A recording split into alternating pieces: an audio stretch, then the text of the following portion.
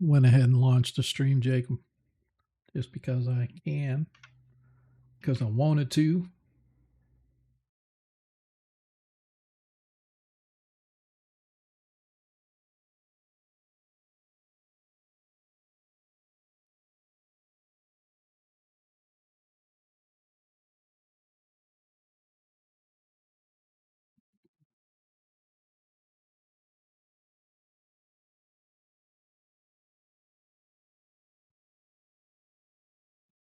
Interesting.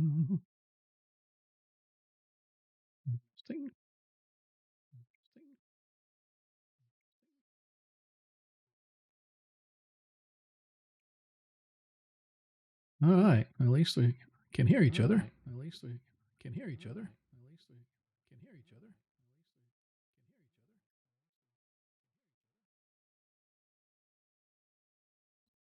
Stream is running. Stream is running. We have peoples out there, including myself. Including myself. Including myself. Do I dare say that I see Mr. Bowman out there? That I see Mr. Bowman out there. It's weird. It says that he's viewing, but I can't shout him, so I think he's lurking.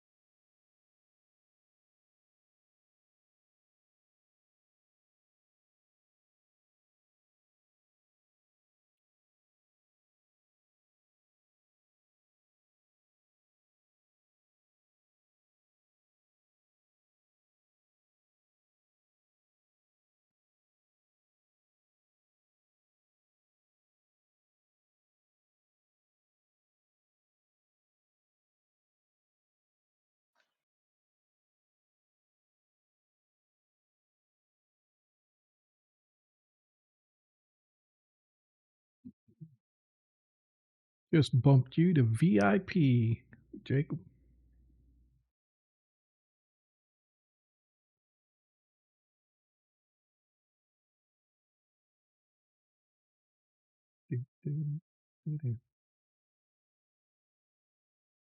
I don't hear you if you're talking. I don't see you talking, so I don't know if you can even hear me. I hear you. There you are. I didn't know if you were talking or not. I was just saying stuff and you weren't responding, so I didn't know if you heard me or not, or you were talking and I didn't hear you.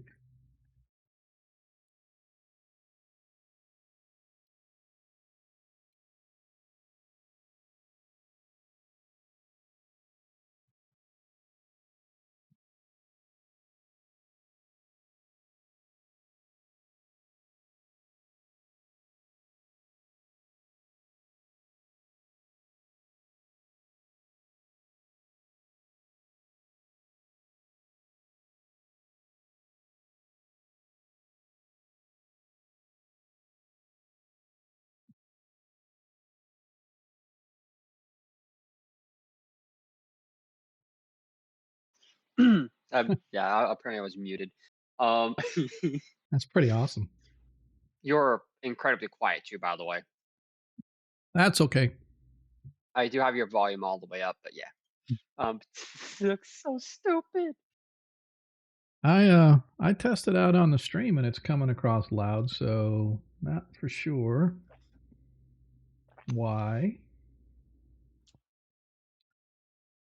Let me check again. Let me check again. Yeah, it seems to be coming across okay out on the stream, so I don't know if it's you. Coming across okay out on the stream, so I don't know if it's you. Coming across okay out on the stream, so I mean, your volume's all the way up on my end. Yeah. I mean, your volume's all the way up on my end. Yeah, you're coming across, and like I said, when I'm talking, I'm listening out on the stream, and it seems like it's coming okay. I'm listening out on the stream. Alrighty then. And it seems like it's coming. So I'm not gonna futz with it if I don't have to. No. And if you have trouble hearing me, just I can talk louder. Where is? Why can't? Oh my god! It won't actually let me go to moderator mode while the commercial's playing. Sorry, I stepped away to turn the office light on. What'd you just say? Oh, well, actually, maybe not. What? Huh? Am I not a?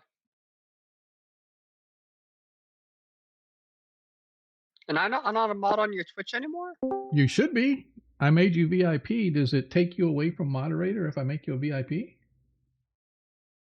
That's kind of shitty. Maybe. Well, let's go back. Because I don't have the option to moderate, but I'm pretty sure most mods are VIPs by default, aren't they? I didn't know Hey, that, Spartan. so I don't know either. so now you're back to mod. Yeah, nope, that's exactly what it is. It That's was activated, bizarre. Updated live. Yeah, kind of weird.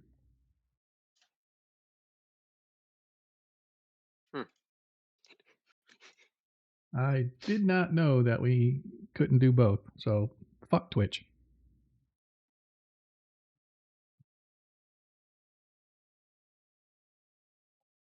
What's up, my dwarfin buddy?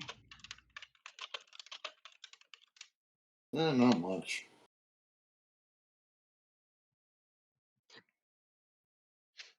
Hey, Spartan, you see the picture I posted? No. Look in the Paranland campaign, man. It is an awesome, awesome Ragnar token. I see. I like it. Problem is his eyeballs aren't scratched out. Oh, that's right. Do you normally wear like a blindfold or something, or? Yeah. Well, technically, my helmet's just built in a way that you can't. That it's already blocking my eyes. Yeah. You just don't have eye holes on them? Yeah, pretty much. The reason why I'm blind is because I had eye holes in them. Somebody had a really good shot. So like, are your eyes like actually missing, or are they just damaged? No, they're very damaged, and they have fragments of glass still in them. Okay. I was basically screwed over during a match where somebody fighting dirty by literally grinding up glass into fine chunks and throwing it in my face. It did not help that they followed it up by kicking me in the face. To drive the shards in deeper. Yeah.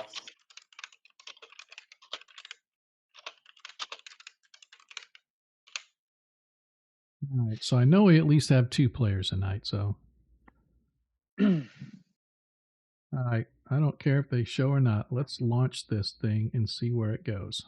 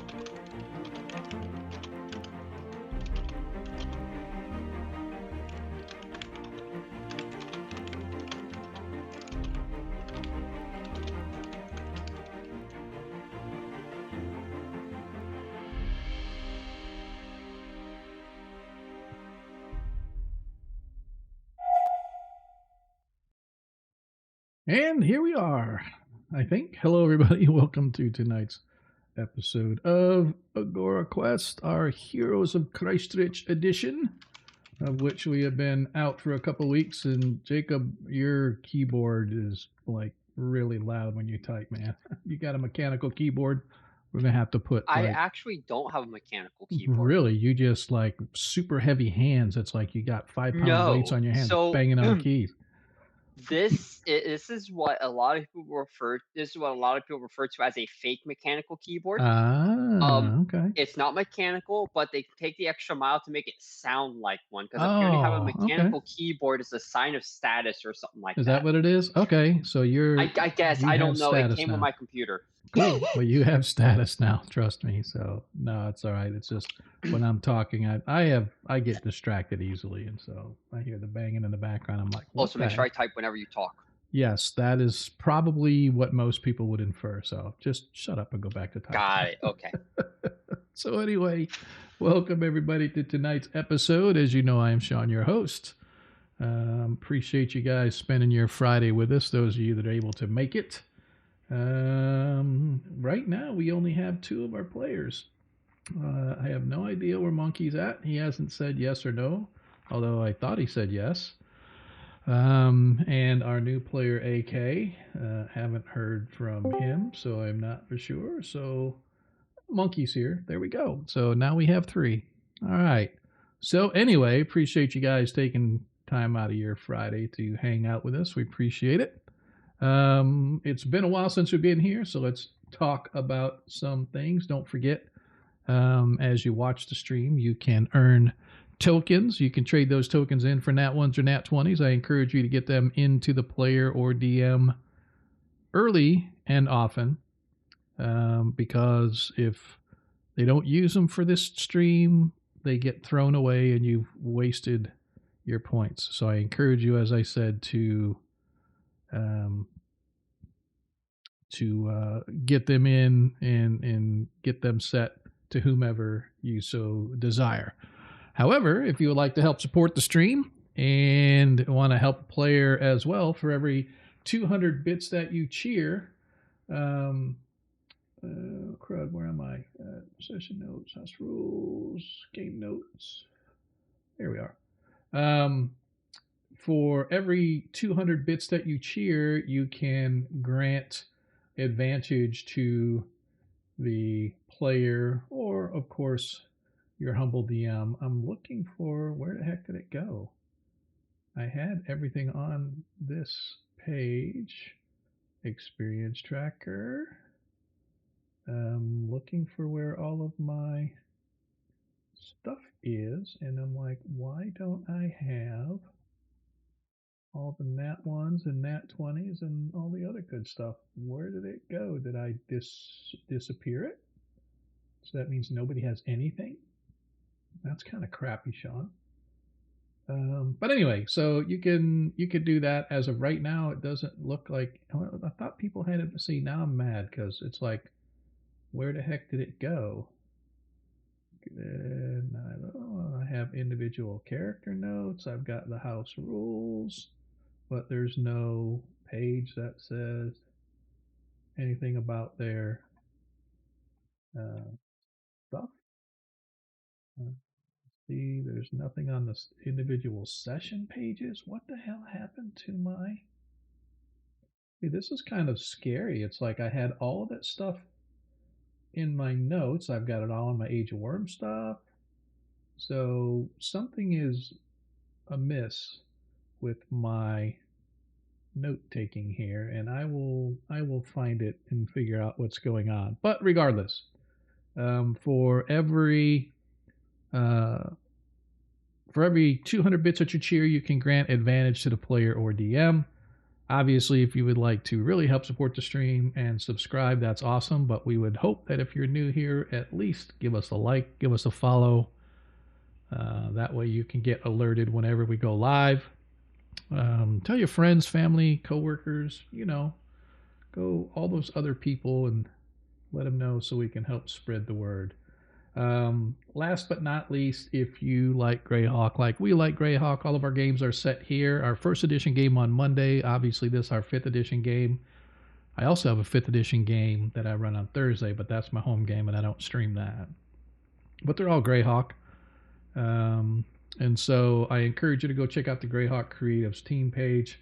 It's twitch.tv/team/Greyhawk Creatives.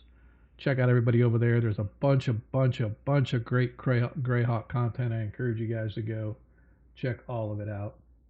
I'm looking here, and you know what I did? I was looking down, and I just happened to glance over, and I'm like, why is it that I see Corvus and Monkey are logged into the game, but I'm not logged into the game? Well, Sean, it just so happens that if you close the browser on the game, then it logs you out. And so I'm logging back in now. I should be there in a second. Don't see you logged in either, Ragnar. Not sure if you're going to log into the game or not, but if you get a chance, I appreciate it. I think I have had it idle too long. Yep, no worries. Yep. So anyway, last but not, well, I guess I should say, for all that stuff that I said, and I apologize for it being disjointed because, like I said, I get distracted easily, and it's irritating me that all that stuff that I was tracking for the players is no longer anywhere on here. Because I use OneNote to kind of track everything, so I have notes for every session, although a lot of it is not really like I just copy and paste from the previous session to kind of keep things going. So a lot of times I don't even add things to it, but if I need to add notes to a session, I will add notes to a session. But like I track everything about character experience. I track everything about what is there. And I found it. Ha! Just as I'm talking, I found it. You have to click on the right page. But anyway, I have this OneNote for all of my games, and I have individual sessions, and I've got stuff for locations. For example, they just came back to the city of Traft. I've got a whole Traft section of OneNote and stuff, so I'm able to keep track of things, and that way it kind of helps me be consistent as best I can, because I am very forgetful. I like to do a lot of things on the fly, and then I'll forget later on. So anyway, that's just me in a nutshell. But anyway, I encourage you to hit the old exclamation point socials. Exclamation point socials. As a matter of fact, I'll do it right. I usually do it when the stream starts, but then people start rolling, then I do it again. That'll kind of show you all the places you can get our content, whether it's here on Twitch, our YouTube channel. If you happen to miss this or you happen to have to leave a little bit early, that's totally fine. You can come back and watch the VOD later, but if after 2 weeks, hey man, I'm not up in the echelon chain. I am not a partner. I am just an affiliate, or whatever they call us. And so my stream VODs only last for a couple weeks. So every night after the game is over, I will export it over to YouTube, and I put it in the various playlists over there. You can see our 3 playlists on our YouTube channel now. This one, obviously, the Heroes of Kreistrich. There is our 1E1 shots, which just recently ended that campaign, and then our brand new campaign, which only has 3 episodes thus far. 2, if you don't count session 0 as kind of a gathering and teaching people how to use Foundry.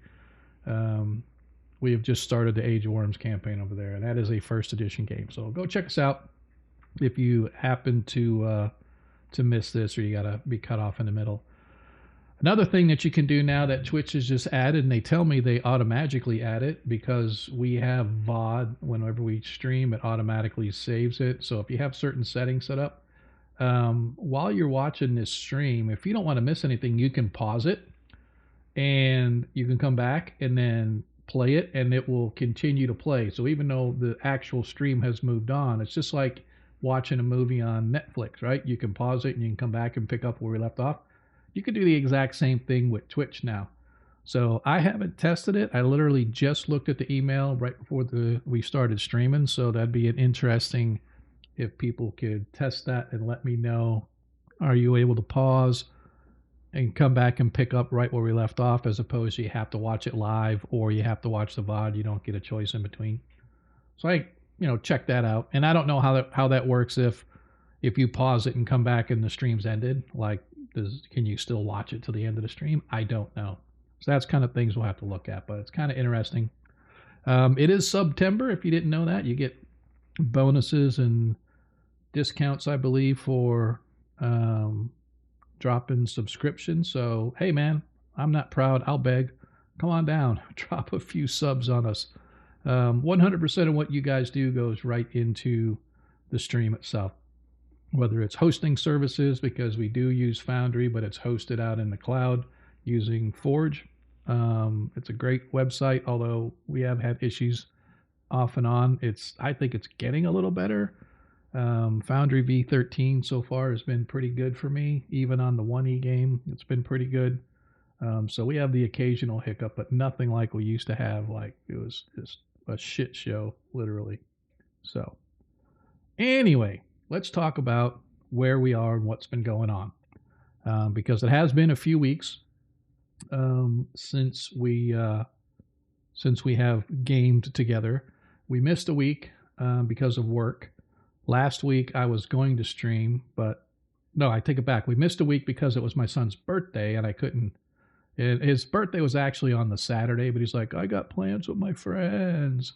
So can we do it on Friday? And me and my wife were like, fine, we'll do it on Friday. And so just screw my players over, but that's okay. They're used to it.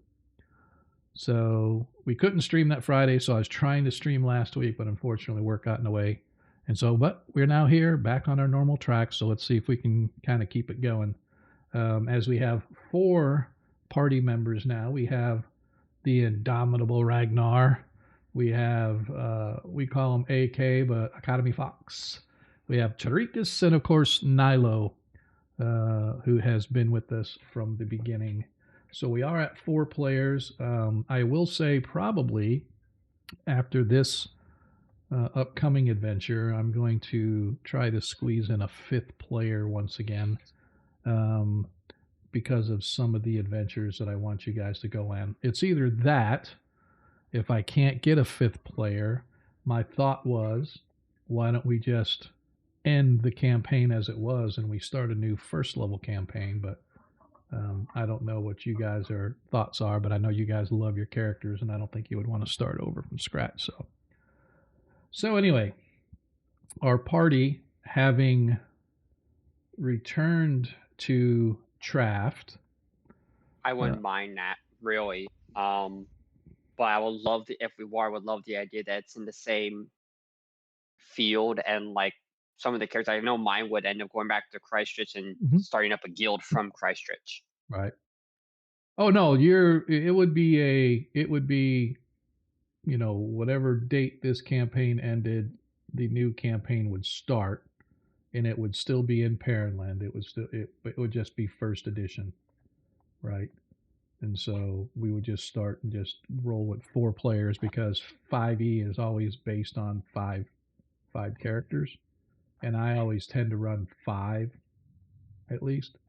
So, something? It's interesting. Nailo said that my mic seemed low too, but it's coming across the stream, I think, as fairly decent. So is that any better? Or do I just need to talk louder? Because I'm looking at my microphone on OBS and it is like all the way up. You're on the low. Actually, I haven't heard the stream version. Like, when you start talking like that, you're much easier to understand. Right. But I don't want to have to yell. I got that you're intentionally raising your voice in that situation. Yes, I am. So I don't know if I can like raise my volume because I'm not doing anything different. My mic isn't different. OBS is telling me that I'm at like the high end here when I'm talking. It's like, yeah, you're pushing up like. What about the rest of the group? The rest of you guys hear him fine? Well, aside from Monkey. No, I hear him. He's not. I can hear him fine, but he said he was low, which he is a little low. I know I can't raise him anymore on my through Discord because he is maxed out on Discord for me. Yeah, I'm maxed out on my input and output. for and Yeah, again, so- I don't know. I don't know if it's because the way I'm talking into the mic or anything like that. Monkey and Spartan, give me full sentences. What do you want? Take us to your leader. Okay, Hello? Spartan feels a little low, but I can adjust him. Monkey's just fine. I'll just simply raise my volume a little bit on my own end. All right, what I'm I gonna just raised you. I just raised you on my end, just so. I'll, just noticed I'll there was a call difference. I'll call you and raise you another 100. Oh, there you go. That's better right there. Oh, sorry, I don't have another 100 to put on that. Am I sounding okay this way? I mean, Yeah, you are. all right. So I think it's obviously. So I have a compression mic, and so it has different settings where you can set it for whether it's a stream or two people talking on a podcast or something. And I'm just thinking that where I'm talking into the mic is I have to turn my mic and set it a little different, but hopefully it works better. But you guys let me know. Does it sound okay now? Is it omnidirectional? Oh yeah, mic? a lot It better is. now. It is. So I just turned my mic all the way, sort of. I just think it's because of the way I have it set in my mic. It's the compression. If you Yeah. added more compression, it would be better. But I don't know how that's going to affect like other sounds in the room. Yeah, and well, what I did is, like I said, the mic had turned, so I think I was talking partially into the side that I should have been talking into. When I turn it all the way, you're telling me that it's sounding better. That would do it. So is it sounding better That than would this do way? it. Yeah. All right, so I just want to make sure I sound good for you guys. I like it that it's coming out on the stream because the stream sounded okay. Yeah, it does sound fine, but yeah, it sounds fine. But I think all the levels are going to sound like that. But that's just my opinion. Just Yeah. doing sound, but it's fine. It's not that big of a deal. Yeah, I just, again, the two things are most important to me, that you guys can hear me, but I obviously want the stream to be able to hear everybody too. So anyway, let's see if we can't get this going. So you guys were in Exag as you returned from your expedition to the south, having cleared out the temple of Tharizdun for the gnome conclave. Leaving them behind, you began to head back to Exag.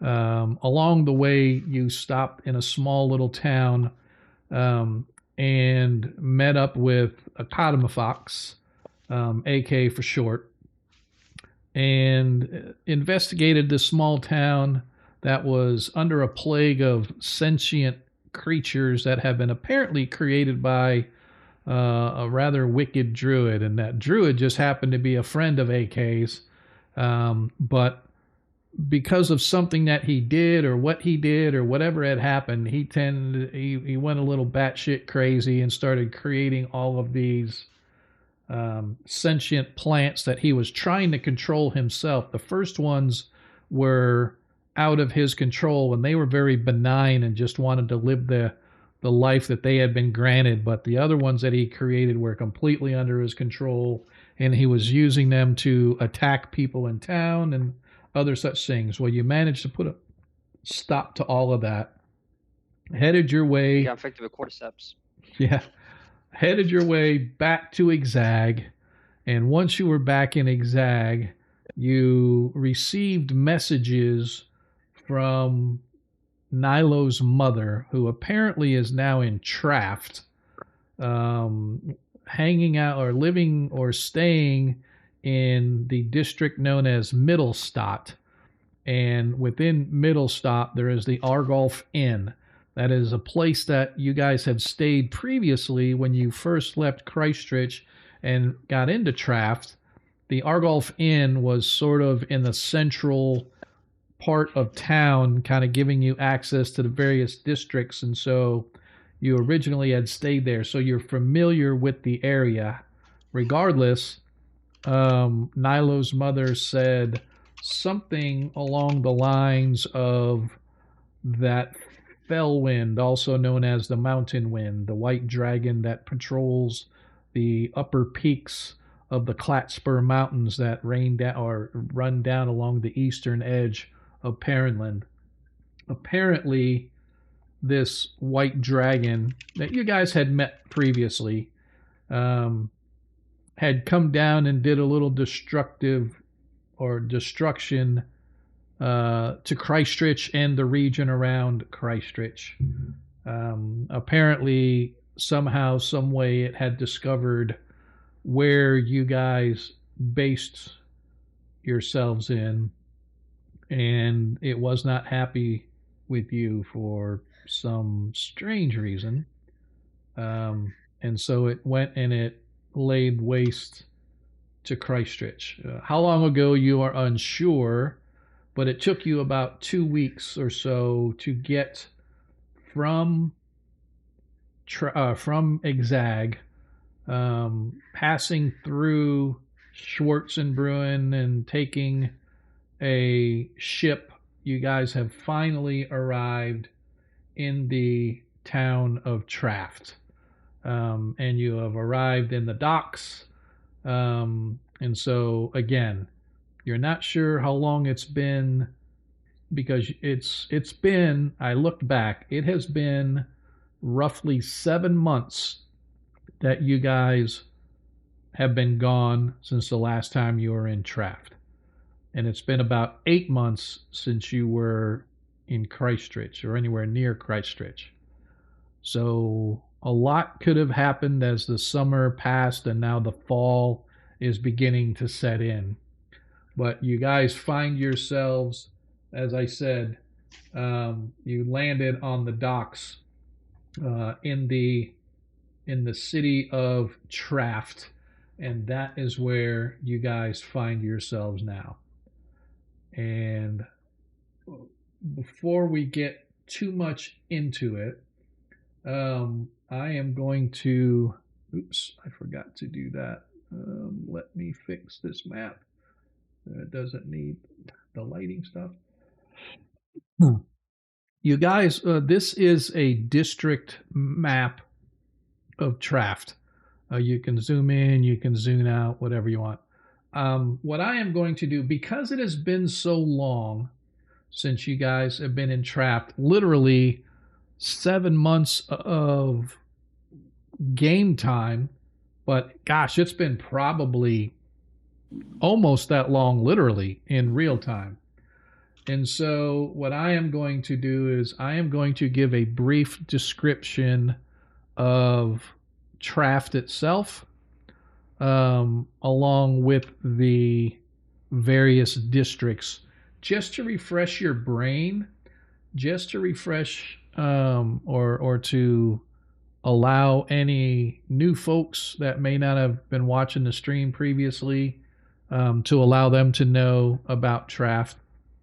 And I was hoping AK would be here, but because he would be the one that would be most beneficial of it. So let's kind of do that, and then if you guys have any questions, or then we can begin the game really, and you guys can kind of tell me, you know, what you want or whatever the case may be. All right. So the first district I want to talk about is the docks. The docks and Quagstit. The docks area is, and this Quagstit area is essentially the slums. It's kind of looked at as the region that those in the upper echelon would like to forget about. Since the wars have happened, even though they've ended, Traft and Perrinland in general saw a lot of refugees coming from various regions, particularly on the other side of the mountains, coming from the Vesfi, coming from even the Shield lands and the Elflands and stuff that sort of are in between. And most of the refugees tend to wind up in this lower region.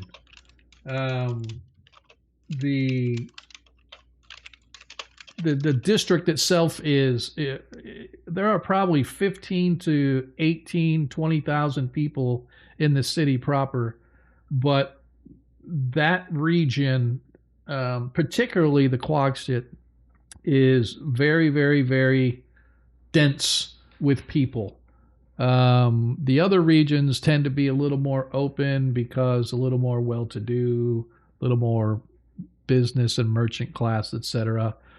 The docks themselves contain exactly that: warehouses, shipping companies, businesses that relate to shipping or mercantile storage or facilitating the transfer of goods off the ships and into the city, or from city merchants onto the boats, right? So that is, and it is just like that. It is sailors and warehousemen, longshoremen, and those type of businesses that make up the docks. But they also kind of bleed into the lower classes over here on the southeastern side of town.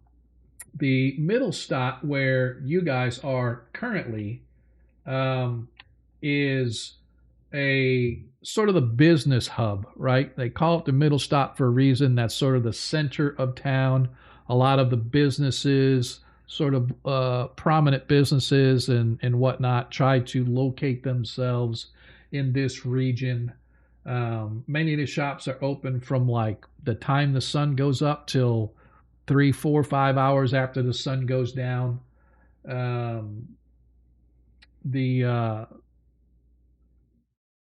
When you look at the map, you can see that there's like a lot of buildings and structures and everything. And while there is some housing, some apartments, the vast majority of the buildings happen to be for businesses in some way, shape, or form.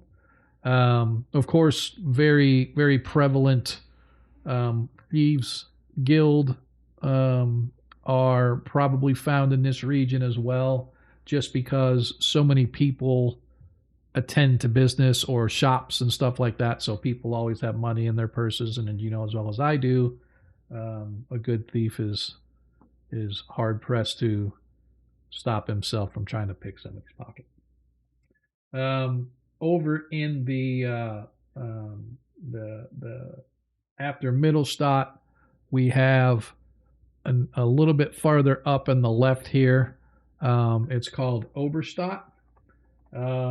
Oberstadt is a mostly the dedicated to like city officials, the representatives of states or other cantons. Now, a canton is like a county, if you will, within Paranland. So you've got Traft County, you've got Crestable County, but they're called canton. So the canton of Traft, the canton of Crestable, and others like that. So you may have a lot of the representation there, even though everybody has representation within Schwarzenbrunn, which is the capital.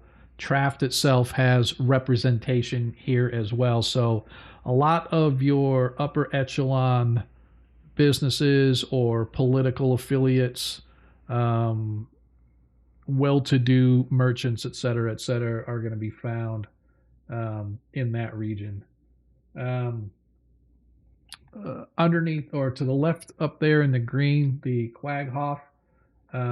This is sort of your nouveau riche, sort of those that are wealthy, but they're like lower wealthy, like they're right on that border of the super rich and important, but they have their own little sort of area that they sort of congregate to. It doesn't really show the elevations here on the map, but these are actually hills on the northern side of the town or the city, and so This is kind of like a plateaued hill where these sprawling estates and whatnot kind of overlook the city below it. There are some of your boutique sort of stores, I guess, is where you may find. The yacht club is a famous club within the city. There's like they have big regalias every year, and so the yacht club has their sort of their headquarters in this region. The Oswego Navy, what they call the Z Oswego. And by the way, Oswego is the term for the armies. They have first Oswego, second Oswego. The Z Oswego is the Navy, and the naval headquarters are actually based in this region. So, like I said, it's sort of your nouveau riche, upper echelon type of folks. The Stadthof, which is in the lower sort of left-hand corner over there, it's sort of like your village square. It is well-to-do sort of folks. This region is very well known for its festivals. Has a huge festivals throughout the year. In Greyhawk, there are 4 weeks through the year that are considered festivals. There's like Need Fest, Brew Fest, Grow Fest. And so each one of these fests is a week-long celebration. And for the city of Traft, all of those celebrations tend to be held in Stadthof. Some of your aristocracy kind of live here. It's a little more quiet, laid-back region where a lot of your, as I said, upper echelon folk kind of hang out. Let's see, what other region we got? We did Mittelstadt, we did Oberstadt, we did Quagshof, we did the slums, Stadthof. The sort of this really huge yellowish region is Traftstadt. That's kind of like your main.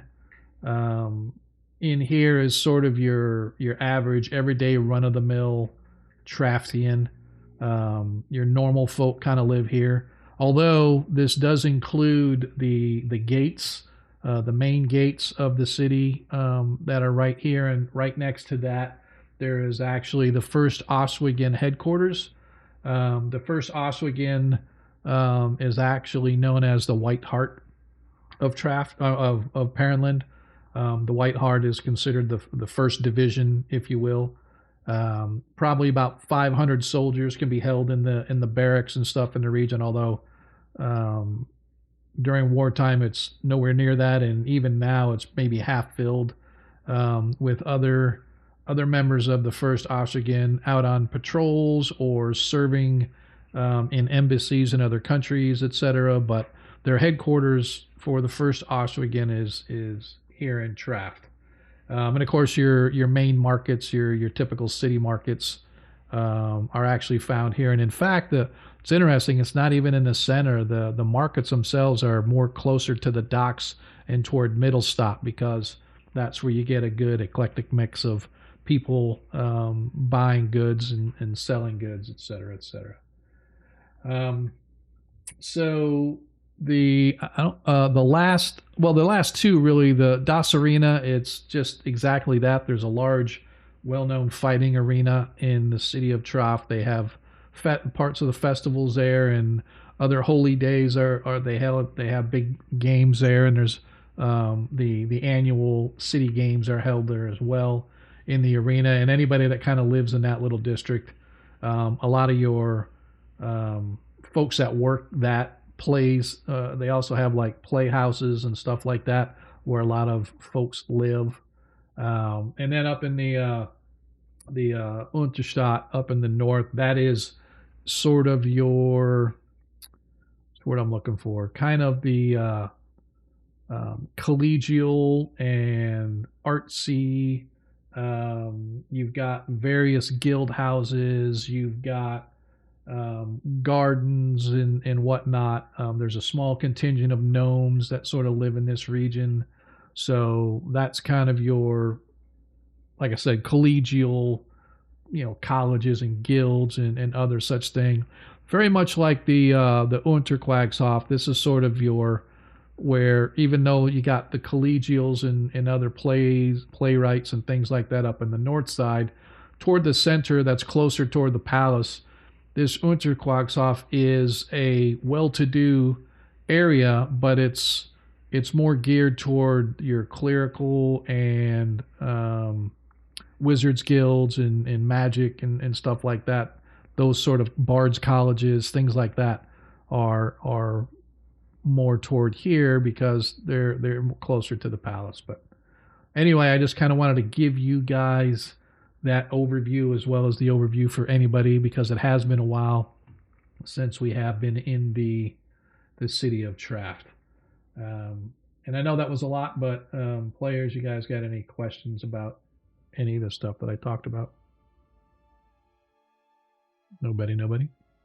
All right. That's good. Nope. All right. So, as I described previously, it has been roughly 7 months since you laid eyes on the city of Traft, as your ship has pulled itself in. There is a slight rain starting, and the air is not cold, but it is a little chilly. It is currently the I have to get down to my next one. It is the 28th day. It is the last day of the month of Ready Reet. Ready Reet being like October, November type weather. There is 1 month after, so that you can consider this like a November.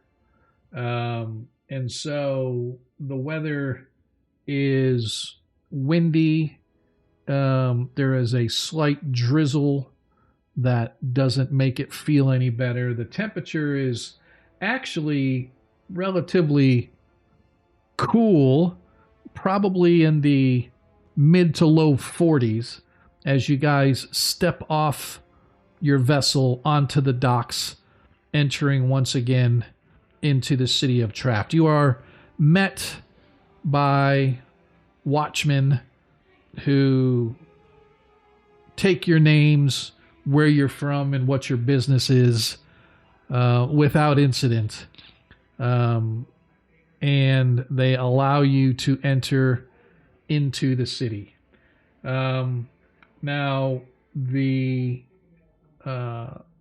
Argolf Inn is roughly over in this section of, it's right on the edge between Middlestadt and Traftstadt. And so it's kind of right in between the business district. It is like right across the street. This area 8 is the large open markets of the town. It's sort of the main market of the main city. There are smaller markets all over the place, but one of the biggest markets is here in Traftstadt, and that is where right across from that, the Argolf Inn, that you guys, as I said, have stayed there before. That is where your destination is, if that's where you want to go.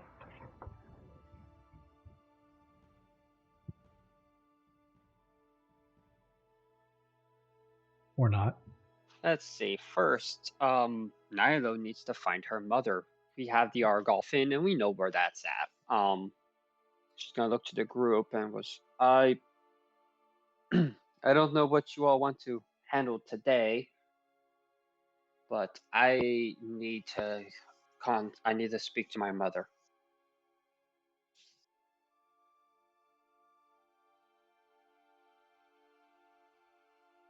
Well, I don't see why we can't do that. Lead the way. Okay. All right. Tarikas, Calm is not here, but yep, he's not. No. Nope. He's AK's not here. Not in here with us. No. Nope. AK is not here. You okay with that, Tarikas?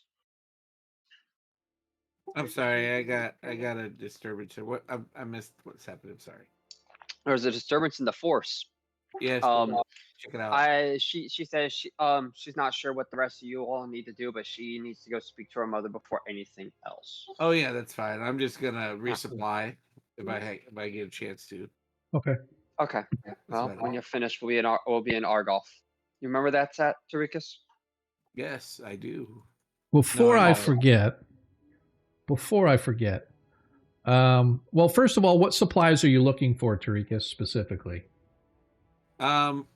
Each of you does have a horse, by the way. If you didn't already know, your horses are with you.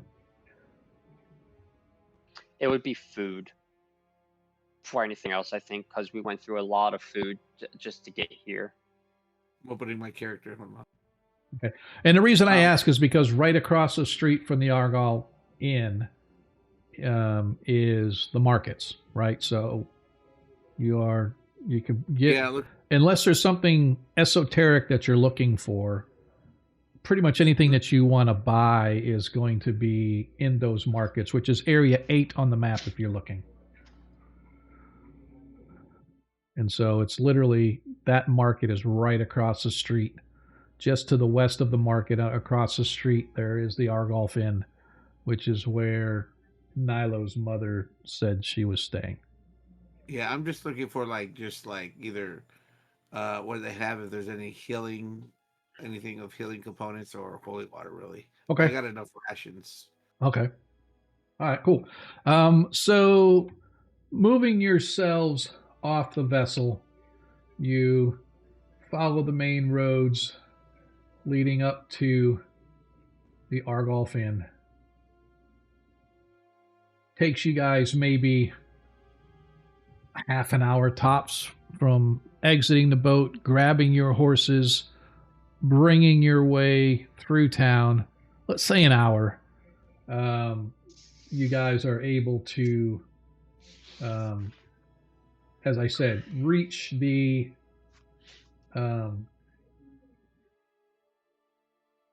set the time here.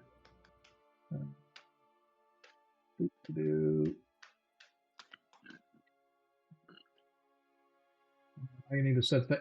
I'm going to set it. You guys get there right at 1 o'clock. As you guys arrive at the Argolf, it's about 1 o'clock in the afternoon. The rain has begun to fall a little heavier. The temperature has dropped a little lower, so it's in the upper 30s now.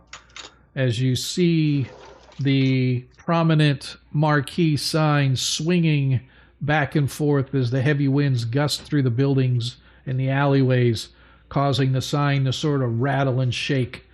But you can see the welcoming warmth of the fires in the inside of the common room of the Argolf. Across the street, Tarikas, you can see the markets are set up. Many of the tents, you can see shopkeepers and owners and their attendants and their family members and kids out there doing their best to sort of hold down some of the tents as the wind whips them around, whipping up flaps, threatening to carry tents away. But regardless, the market does go on as you guys sort of stand. Let's handle Tarikas first. If you wish to go across into the markets or you want to go inside the inn.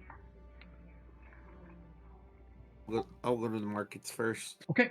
Stepping across to the markets, as I said, you can see that all the shops are open. Some of them are makeshift tents, or I don't want to say makeshift, but a lot of the structures here is already built in place. There's a lot of wood built shops, right? And all they have to do is, it's kind of like renting at a flea market, right? Sometimes you got people that are standing outside just having their own little area, and they've got other people that actually pay a little extra for, hey, we built this area here and it's got a roof on it and it's made of wood and it's got shutters on it so you can open and close and lock it with your stuff or whatever you want to do. It's kind of that sort of a thing. So there are many shops here that are permanent structures built for use, and there are also many others that are people just come and pitch a tent and say, "Hey, come check out my wares." Go ahead and give me an investigation check, please, Okay. with advantage. I don't think I want to mess with anybody pitching a tent. So let me see. Well, I should say the tents are pitched, but you just see. I don't want to say it's comical, but it's kind of crazy that you watch some of these tent flaps fly up and the wind gusts in and begins to lift the tent up, and you hear shouts and cries as people sort of grab a hold of the tarps and whatnot and sort of pull it back down to hold it until the wind dies down so it doesn't carry their tent away. But these people are nothing else if not dedicated to their craft. With advantage, so roll again. Okay.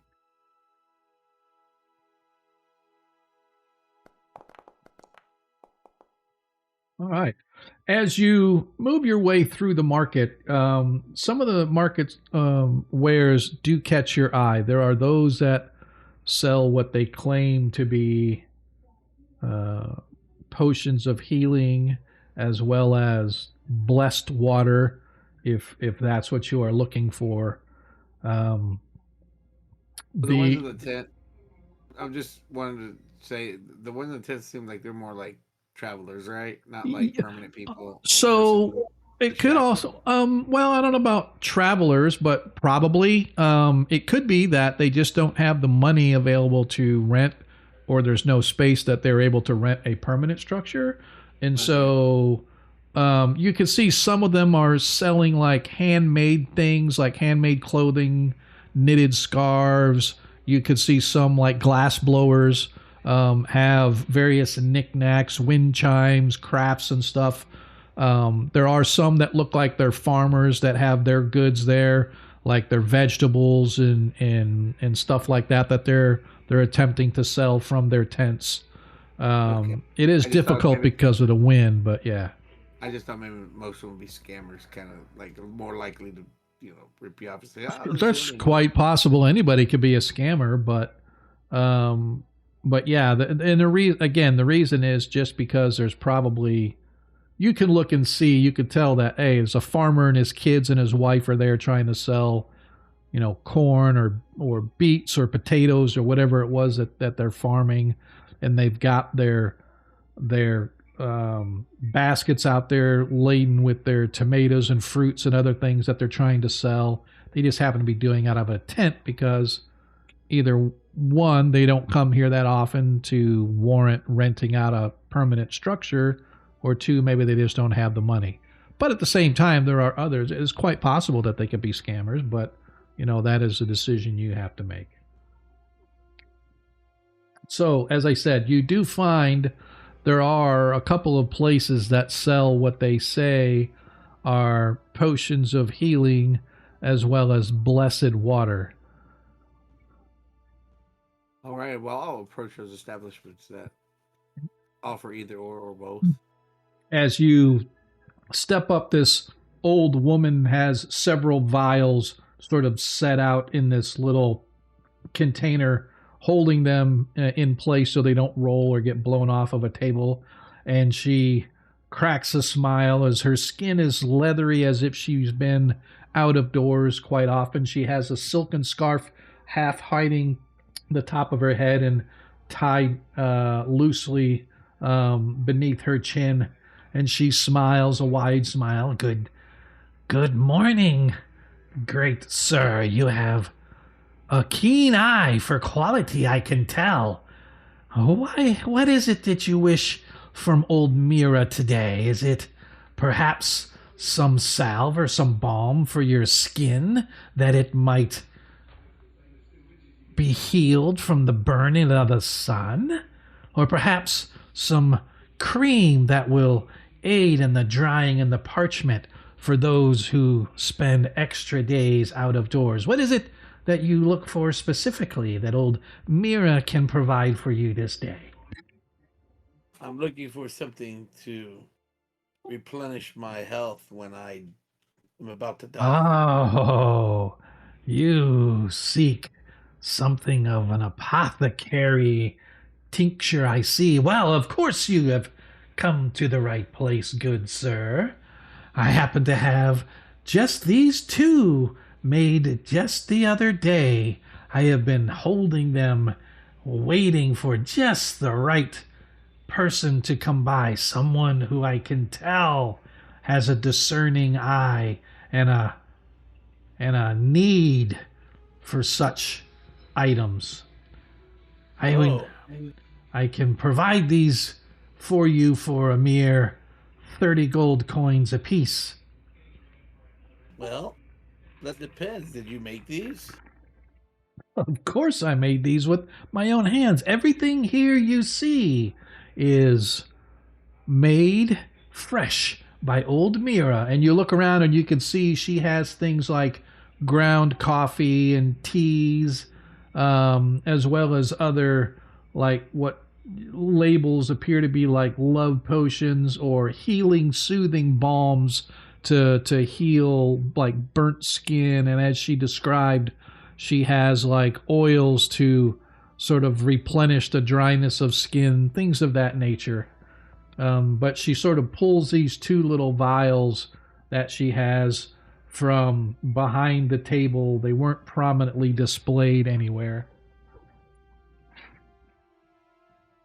Well, I have healing. I don't know if that resembles what I have. Does it resemble what I have, or is it something totally different? No, it looks kind of similar. I tell her, may I test this product so that I may see its true nature? As she looks and she says, "Oh, good sir, do not try to quaff this entire thing, for if you do so, I shall be forced to charge you double the price." I'm not trying to quaff any. I'm just like to be informed, and you don't know me. I don't know you. But of course, I understand. I just want to ensure that you do not try to take this because you have a need right now and then you utilize this potion, and I have lost 3 days of hard work for nothing. I only ask. I'm going to cast a spell. Okay. I'm going to use cantrips to cast just a cure light wound on myself. Okay. To show her I don't need. As you can see, I can provide my own healing. So I'm not here to scam you. On the other hand, Okay. what could you prove to me that makes sure these are truly healing? And I'm just very, very not suspicious of you, no offense, but this is a big town. And I don't know if I'll see you again, as this is a market that doesn't seem to, well, from what I can see, does not keep the same regular folks in, as you may come in one day and maybe be gone the next. And money is tight for individuals myself, as you can see my belongings. So I am just making sure I do not get what I pay for, basically. But of course, good sir. Okay. So she hands the vial to you.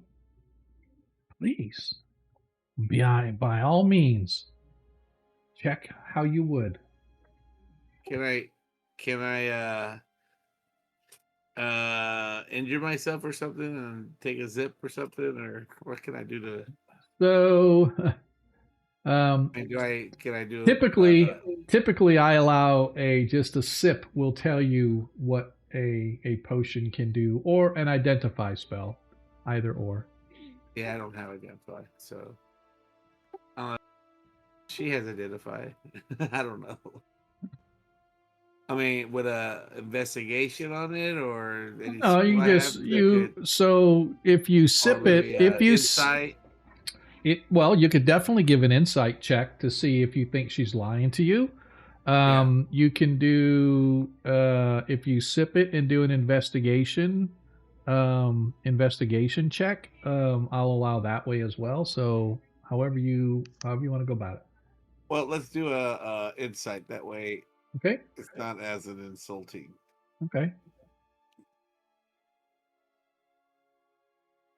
Let me check to see if I have the spell first. What spell? Where I get bonus for. You cast guidance on yourself? Yeah. Well, I don't know if I have. I have to look. Hold on. Oh, I have guiding bolt. You could do that on yourself. No. No thanks. No, I'll just I'll just roll, see what happens. Okay. Okay. Here we You go. can do it. You can do it. Do I have any points? We don't have points here. Okay. But I will tell you that let me Yay! yeah, we go. Here, Tarikas. So AK has 1, Nailo has 1, Ragnar has 2, Tarikas has 7, and I, your humble DM, have 2 advantages. Okay, gotcha. Well, that's what I rolled right there. So you rolled a 12. Yes, as you look, as she's talking to you, you get the impression that she's on the up and up. Okay, I go, well, lady, I will take your word for it this time, as I will take a chance on trusting your word with no offense. Okay. Please, none taken. And I Of will course. purchase. Okay, that'll be 30 gold coins for each. Do you take a check? That's That's my goal. So on your gear, you have You have 459 gold, and I say, do you take platinum? yeah. So that'd be 2 platinum and 10 gold then. Well, actually, no. If you give 30 gold each, so that's 60. So that would be 6 platinum or 60 gold. Perfect. All right. I give her 6 platinum. Okay. And I will give you 2 bottles of water. Yeah. I'm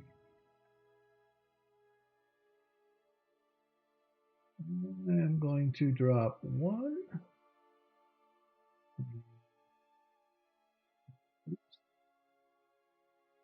So, there we go. You should have 2. Yeah, well, I did. Yeah, I just put it back. Go. Yep, I just put it back. So, all right. And I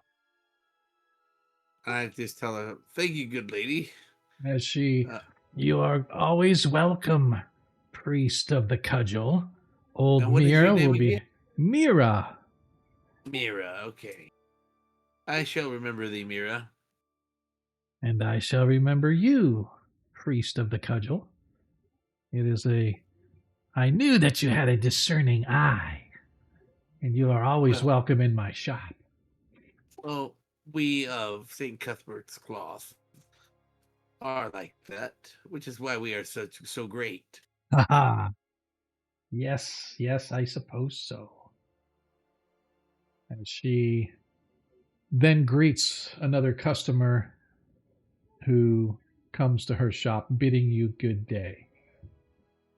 While Tarikas is off to the markets, Nailo, you and Ragnar, as I said, arrive at the doorstep of the Argolf Inn, stepping up the entry porch into the main doors. You can see that there is a common room that leads off to the side, and you can see, as was previously when you were here, which is an interesting phenomenon in other places, you can see, first of all, there's a maitre d' lectern there where you're greeted by those who are either escorting you to a room or taking you to the common room. The lady, you can see that there are stairs going up to the upper floors where the inn is, where the rooms are. But in the common room, you can see that there are many people. You can actually see there's a minstrel walking around singing, but there's no sound emanating from the room. And you recall that there is sort of a mystical shield over the doorway that blocks sound from escaping the common room out into the foyer and entry of the building proper, which is just one of the sort of signature things of the Argall Inn, or the Argolf. And so you are greeted by the lady, the maitre d', or the well, whatever, the hostesses. Man, couldn't even think. The hostess, as she greets you and she raises her eyebrow. Your face is familiar, my dear. Have you stayed with us before, and have you returned for yet another wonderful night's sleep at the Argolf? I have been here before, nearly a year ago, actually. However, I'm not quite sure if I'm staying yet, but someone I need to meet with is over in the other room. They came up recently from Kreistrich. And who is this? I forgot. What was my mother's name again? Oh my God, are you serious? You don't know your mother's name? What's wrong Oh with my you? God, Abigaile Ranshire. Abigail, that was it. Well, to be fair, Sean made the name, not me. Well, that sounds like a you problem. That is It a is you a me problem. problem. He remembered It is 100% I'll a me bet problem. you remember Tassilia's name since, you know, I made her. after you killed the dwarf, you killed her. I did not kill the dwarf. My sister killed the dwarf. I still have a scar, Nailo. The evidence From is my right here. sister's magic. Yes, you But it did. was your sword, gee. It was her magic that did it, not my sword. You took your chance, so I had my back turned. I can't believe it. I didn't even know she would do that. I never used Runites. I don't care. That is a classic, never gonna forget story from this game. Dude, you have a dwarf in our party. Of course there's a I'm never gonna forgive you story. That's it. It's going in the grudge book. Yep. All right. Abigaile Ranshire. Ah, Miss Ranshire, yes. Yes, she just not 10 minutes ago retired up to her room. Shall I have someone fetch her for you? That'll be fine, yes. As you wait, the hostess calls a bellhop type of a boy over, whispers in his ear, and he nods, looks at you, and sort of eyes goes wide. I don't think he's ever seen a male-clad half-orc before. As he goes running up the stairs, maybe 10 minutes later, you see the figure of your mother walking down the stairs. Your mother, Abigail, has always been a proud, formidable type of a woman. When she was stripped of her titles and lands, she seemed a little more bent, a little more subdued, a little more soft in her features. But whenever that may have happened, it is no longer a part of her visage, as she has reclaimed all of that and probably more. She comes down the stairs. Her clothing is the typical style as one might find in the Vorsvard clan.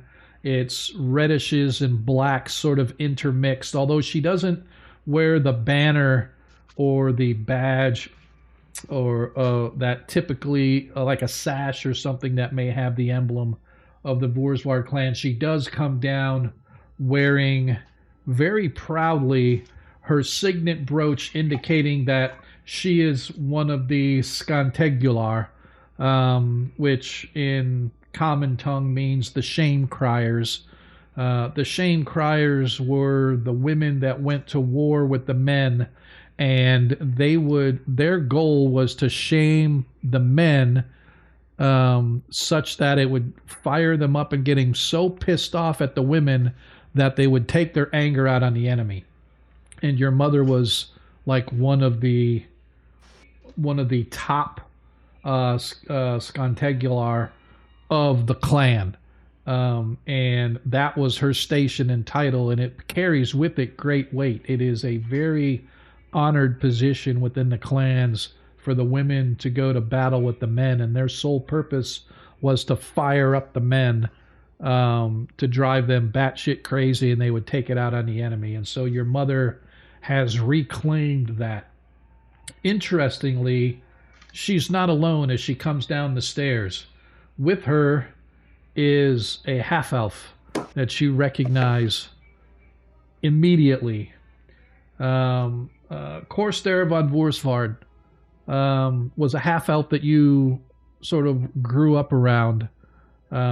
He was the one that actually, last time you met, well, not the last time. The last time he told you that your mother had been reprieved. But the time before that, he was the one that delivered the news that your sister was being charged with attempted murder, and because of that, your family was being stripped of rank and title. He comes down bearing the full colors of the Wursvar clan, with the black trousers and the deep red tunic shirt, silken in material. He has a sash that bears a black sash that goes across his red shirt that bears the golden blade that is the symbol of the Wursvar clan. He has a half grin as he catches your eye going down the stairs. Your mother sweeps down before him, and before you have a chance to say anything, she throws her arms around you. My dear, you have made it. Oh, it is so good to see you. I feared the worst. I had not heard anything for 3 months now, since I sent that message. Are you well? Are you? As she sort of starts patting you down and looking and kind of checking to see that all your appendages are still there, and there are no unusual nicks or breaks or anything. And she sort of glances down at Ragnar, and Ragnar, you see her presence, or you feel her presence as she gets up with Nailo. Well, I feel heard the autocorrect kick in. Yeah. Why do I feel an overwhelming sense of dread staring at me? Yep. As she sort of looks down, she goes, Didn't I send a return message? Yes, you did, but it had been a couple of months before you replied, and now it's been another 3 weeks since you replied the first. So she sent a message. You don't know how long it had been.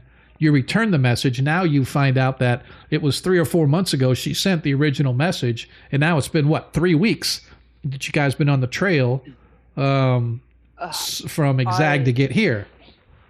I apologize. Your message arrived shortly after we had left Exag. Oh, I see. Well, no matter. It is good to see you. Come, we must sit and talk. As she nods to the maitre d', nods to Kreistrich, and leads you into the common room. And as soon as you break the plane into the common room, the din of voices begins to happen. The maitre d' greets you and escorts yourself and Kreistrich and Ragnar over to a private booth area, as he sort of bows. Lady Ranshire, your table. And you get the impression that this is where your mother sits a lot. Apparently her own private table, as the respect that she has, being a prominent member of the Wursvar clan, visiting for however long. As you all take your seats at the table. So, you must tell me, before anything, what have you been up to? Where have you been? What adventures have you seen? Tell me. Nailo will starting off. We came this way to remind verify. We came this way originally to head to Exag. No, we went down. No, we went down into the Yato Mountains first. Well, so you guys, now this is after you essentially took care of your sister. Your mother met you and you dropped her in Kreistrich. You guys actually went to Traft because you were heading to Exag because you had gotten word that Ragnar's aunt and brother had gone missing while allegedly trying to go south to find new merchant trails. And so they had disappeared, and so Ragnar's like, well, shit. And you guys all elected to join Ragnar and went off on your merry way and went on all of those adventures, right? So you ended up finding his aunt and brother his brother had been killed, but you found his aunt, discovered what the true reason behind their expedition was, took over the expedition, went down to check out Igwild's lair, got all that, tried to come back to Exag and find how to use the artifacts, went down to the Elfin Library, went down into the underground where you met the Aboleth. The Aboleth gave you access to the astral plane or ethereal plane, whatever it was, where you ended up fighting a dragon, lost to the dragon, got booted out back to Exag, were met by gnomes. Gnomes said, hey, come help us out, and you know the rest. And there was that bit down in the was that the same place as the vampire? So that was Igwild's lair. Okay. No, I know we went there before we went to Exag. Or was that part of the same thing? So no, it was after. Yes. So you guys, you got the lanthorn down in where the vampire was. That's Igwild's daughter. So you guys went down there and got that, and then you went back to Exag. You never went to Exag initially because you were on the trail of his aunt. I take it back. You did go to Exag because you had talked to the parents and find out what was going on for real. No, that's a lie. No, we found them. Yeah, you found them. Yes, because you found them, picked up the trail, and then went down to Igwild's lair, and then you went back to Exag. After that, then you went on the journey to the astral plane or the ethereal plane, whatever it was, to fight the dragon, trying to get the artifact from the dragon that would lead you guys to hopefully open up the door to the Kund clan, which is still a thread that's hanging out there. But yep. All right. We traveled down into the Yato Mountains to help Ragnar here find his family. Oh, my dear, is your family okay? Were they taken by giants? What happened? It didn't go as well as we wanted. Oh, well, I'm sorry to hear that. Is everybody okay? No. Yeah, they're all a little crazy. Well, at least most of them. Well, they are dwarves. They are dwarves. You just hear like a solid thud as her nailed. Well, like you do see that Abigaile Ranshire is elf. No, she was human. Yeah, she is elf. She is elf. Yeah, you sense her as being elf, right? So her voice and her articulation and her smell give the indication that she's not full elf. She has a lot of elf in her. And you do hear her comment after Nailo says what she says about being crazy. You hear her say, well, they are dwarves, dear, so they do have their moments. And you can't tell if she's grinning or not, but she says it's serious enough. You hear a chuckle come out of Corsair, the other individual that has joined in. You do definitely know he definitely has elf all about his features. So go on, Don't worry, dear. Ragnar. She had to put up with your family. Now you get to put up with hers. I'm regretting not going with Tarikas. As you guys are sort of Most discussing of his it, family is okay. I believe it was only your nephew or brother. It was my brother. oh my He dear, was killed. I am so sorry for your loss. If there's anything that my family can do to help or to provide comfort, you need not but say the word, and it shall be done. For any friend of my Nailo, she's daughter, pretty quick to giving you away. You know that? for any friend of my daughter, Whoa, Ragnar! any friend I of wasn't the one that says any comfort. if Well, but you're the one to mention the other half. as Of she course, sort of I need to put something to put away all this refined crap. as I was going to say, anyone who is a friend of my daughter and someone who travels and fights by her side deserves nothing less than my fullest honor and respect, Sir Dwarf. So disregard Nailo's crude chidings. You are a friend of this family and forever shall be one. Got a friend in need.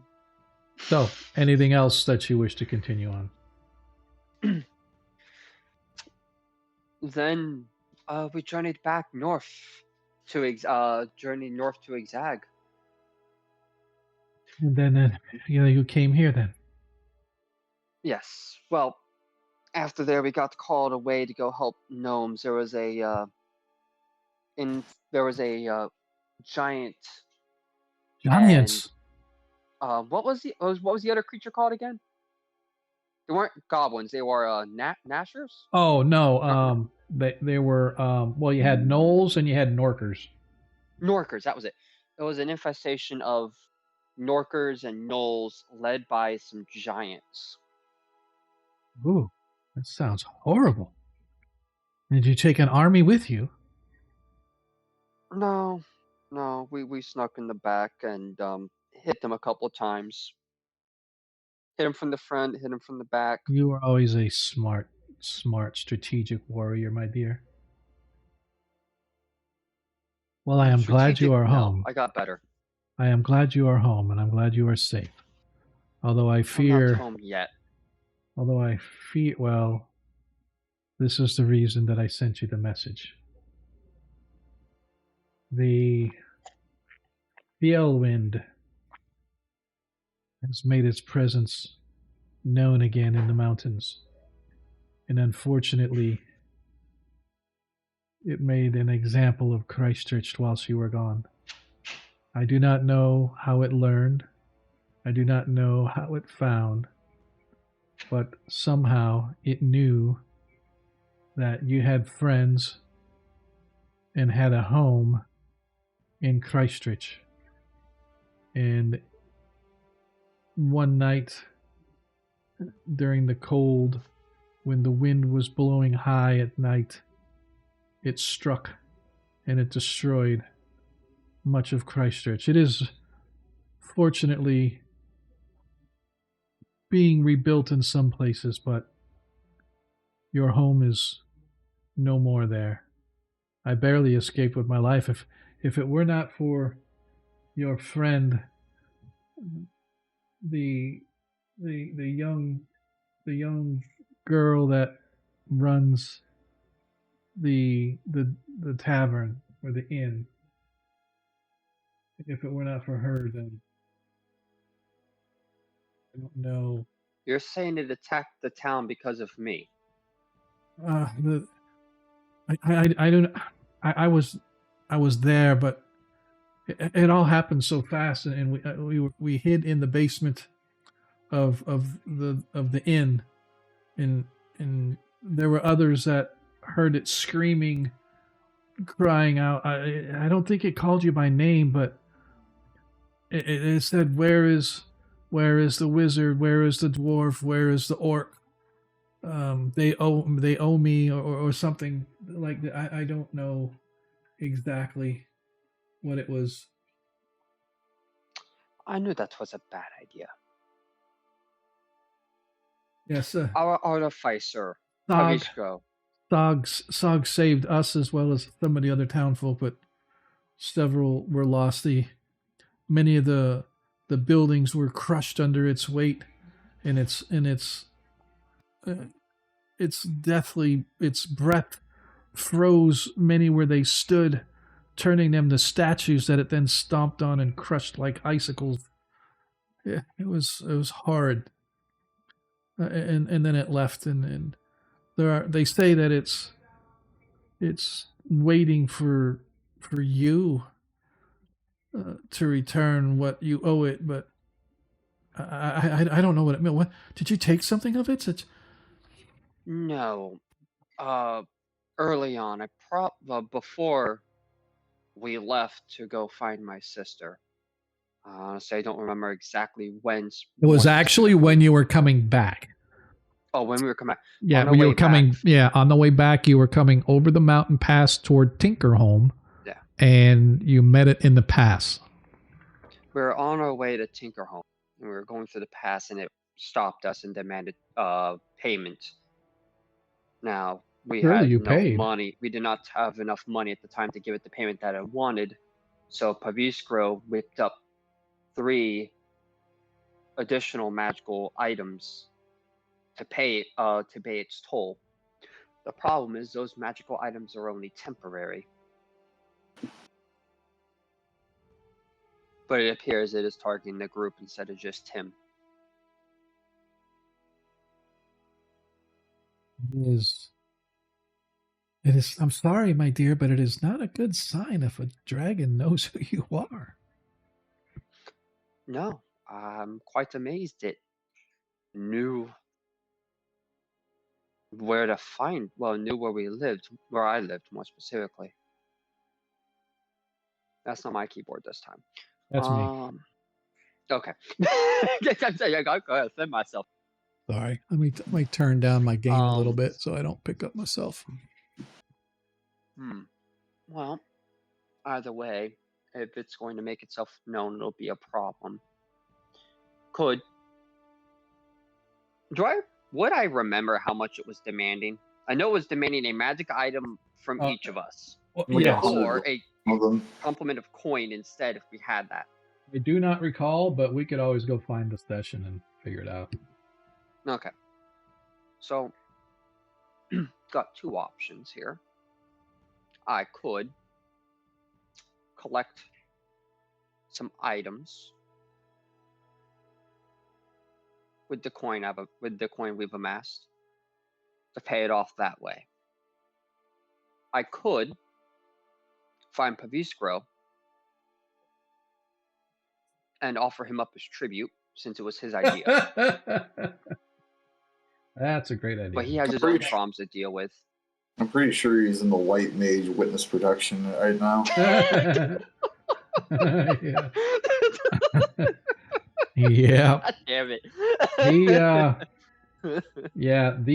He was a member of the Silent Ones. I'm pretty sure they want him because of the book that he had. Yeah. They want him. He was a former member, and left. Yep. And apparently, according to them, he never left. Yeah. As far as they're concerned. So I can find Pavisco and offer him up as tribute for it was his idea. Or I don't think that'll actually work. Dragons aren't exactly reasonable.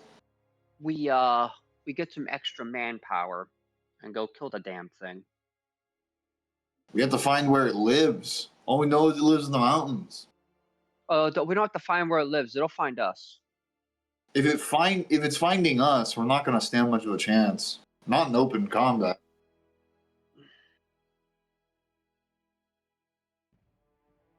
Perhaps. If we want the chance to kill it, we have to find where it's nesting. We won't be able to look for it ourselves, and if it's looking for us specifically, there's no way we'll be able to find it. Its lair is in the mountains, so perhaps there are those who may have ideas on where it might be found, or as your dwarf friend here says, perhaps you can go up into the mountains and search for it. Where did you see it If only before? Desmond was still here. Yeah. Well, we won't be able to go into the mountains ourselves. If we want any hope of catching it unaware, we're gonna have to make sure we know where we're headed and find a covered route to it. Otherwise, it'll catch us en route or while we're searching. We're gonna have to pay somebody to go search the mountains. And we're paying someone to find a dragon's lair. That's gonna be a very hefty sum, which would almost be the same cost as covering what is owed. Probably more even. Wow, I know. I am You're a pretty sure. girl. I How am dare you not. say that to your mother? I was going to say, scratching your mom behind the ears too. But My cat, This one of my is cats a- is very, very talkative. this is a large city. I am probably sure that they have researchers or those who may have inklings as to where fell beasts may hide or hold up, or Oh, there are plenty here that definitely have the resources for what we need. All right. The gnome girl. I forgot her name. what? Which one? The one that gnome keeps girl. trying to die? Mina? Yes, Mina. Yes, is Mina okay? I do not know, dear. I did not see her when I left. She was not at the inn when the dragon So struck. do you know if the jeweler's house was destroyed? I many businesses were destroyed. I do not know.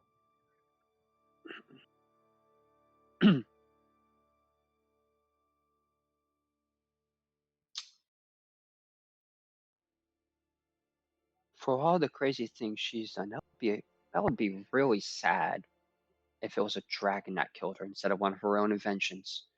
I do hope she's okay. What a weird thing as well, though. What was that, Ragnar? When you Sorry. save the same child several times over, you get a sort of protective Apathy? tendency. I don't know. It sounds more like a protective apathy to me. But I don't know. It'd be like, wow, you know, I of all the things that she's almost killed herself with, that would be a really sad thing for her to die from. Would just be something completely beyond her own motivation and control. At my hand, no less. After saving her, what, twice now? Yeah, 2 or 3 times. Yeah, considering it was me that pissed. I'm going to say Pavisco was one that pissed it off, but it's after me. It seems to have this confused idea that we're responsible. Probably because you're Alright. easy to find. All right. Well, So- I could always just say the one who came up with the plan. It works for the Silent Order. I could just give it that and see if it'll go after the Silent Order. That'll probably help Pavisco. Yeah. You want an adult white dragon to start looking at Traft like a target? The Silent Order's not here. Yeah, the silent ones are actually based out of Keoland, which is well to the south. I could say Pavisco was the one that did it. It was his idea. And he was our party leader. So what you're saying is you want to find the lair and go bargain and haggle with the dragon. I think bargaining and haggling with the dragon is the most responsible approach. However, it did destroy my house for no reason. Okay. So I'm a bit irked by this. Okay. I worked hard for that house. Okay. So But we're gonna go with the as you haggle guys and are bargain. sitting there talking, hot meals are brought, and as the meals are brought, you see Charikas being escorted by one of the hostesses as she escorts your companion, and Charikas, you now find yourselves seated at a private booth area with Ragnar, Nailo, AK, and you recognize the two individuals, so you don't know their names, but you do know that one is Nilo's mother, but there's also an elf with her wearing the red and black garb along with a sash with a golden sword on it, which is similar to clothing and emblems you've seen Nailo wear. So it's obvious that this person is of the same clan as Nailo. However, you find yourselves seated with your companions just as food is served them, as the server and the hostess look. Forgive us, sir, we did not realize there was going to be another. Would you care for something to eat as well? I look around and I'm like, yeah, yes, thank you. Very well. As they depart to go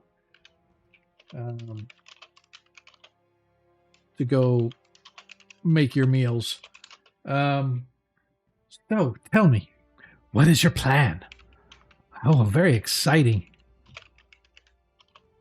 But you will be careful, of course. What plan? As careful as you can be when you're fighting a dragon. A dragon? Yeah. Whoa, whoa, whoa, whoa, whoa. Yeah, I told you this before we left Zigzag. I told everyone before we left Zigzag. So tell me again, says AK.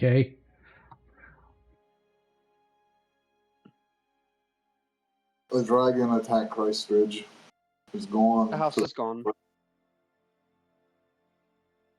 Oh, are you going to go to Kreistrich then? Is it still attacked? What's that, Ragnar? It's Sorry, being you cut out. repaired. How are we supposed to defeat a dragon? So, From day to day.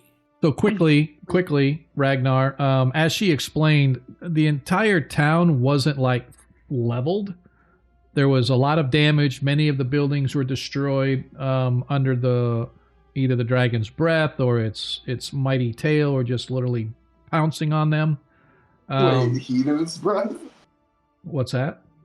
Did you say heat of its breath? No, it's breath.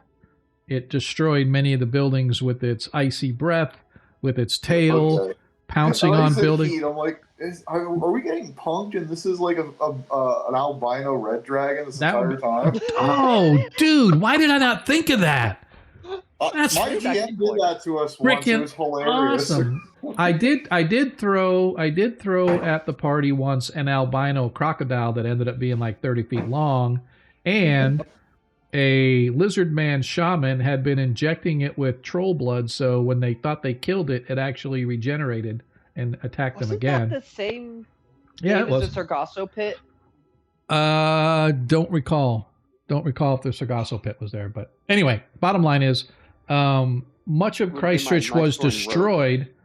Much of Kreistrich was destroyed.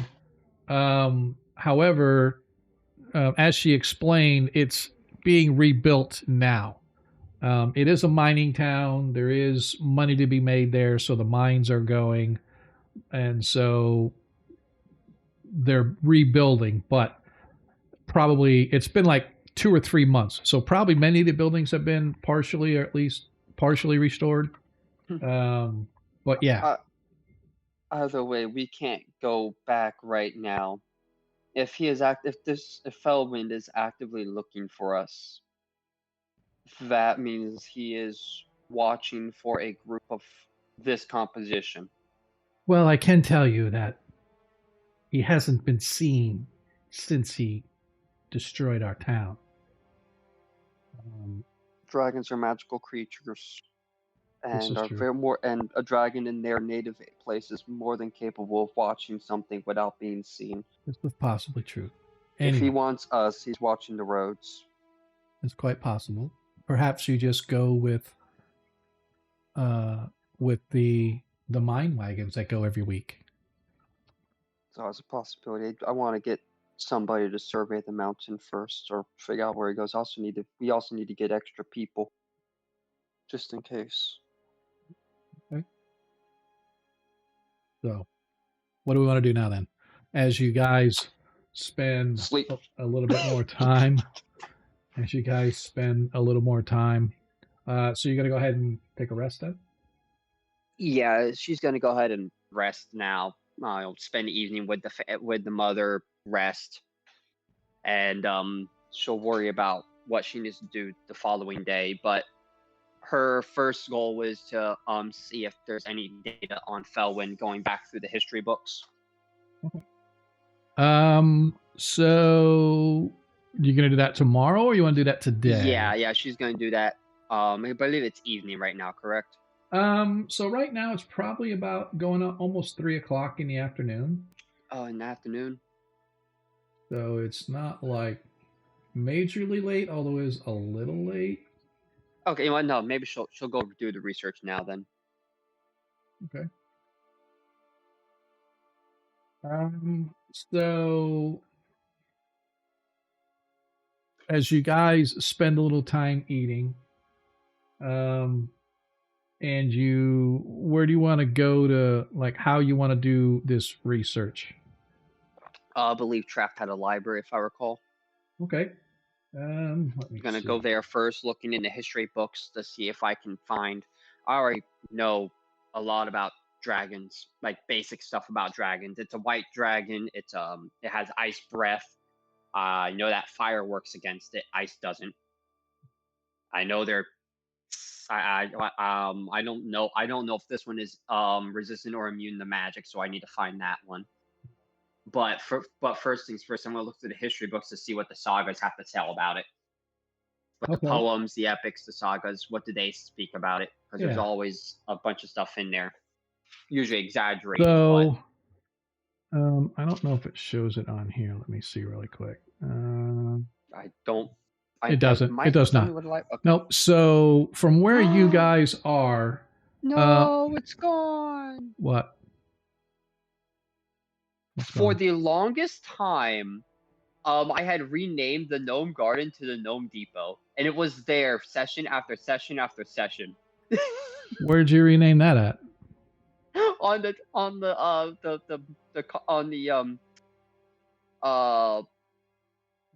guide here. Oh, in a legend? Yeah, in the legend. Yeah, we're on go ahead. 18, go ahead. I didn't, I never realized that. Remember, I had to rebuild the game. I know that. I remember now. I had renamed it to the Gnome Depot. That's all right. You can do that. That's fine. So up in this region, on the other side of the little stream that sort of splits, you've got a little forested area here and whatnot. Up here in that region is the library, but the library is really the Sage's Guild Hall. So that is probably... actually, I take it back. Let me see. The Sage's Guild Hall, does it have... Interestingly, I take that back. So the Sage's Guild Hall's up there, but there is actually a library right here. If you can see me popping on the map, the library is right here, directly across the street from the Gnome Garden. So you have the gnome community kind of over here, and directly across right here, as I said, sitting up on sort of a hillock, there are several buildings all strung together, and they form the library here. And then if you wanted to talk to a specific sage about something, there are also sages in the Sage Guild Hall up in the northwestern corner of the Oberstadt district. This is the Traftstadt district, which is your common man district. So herein you have the public library, if you wish to go utilize that. Most of the buildings, as I said, are open until at least a couple hours past sundown. So you guys are able to do and search and whatever you want. I should go there first and look at all the histories and the epics.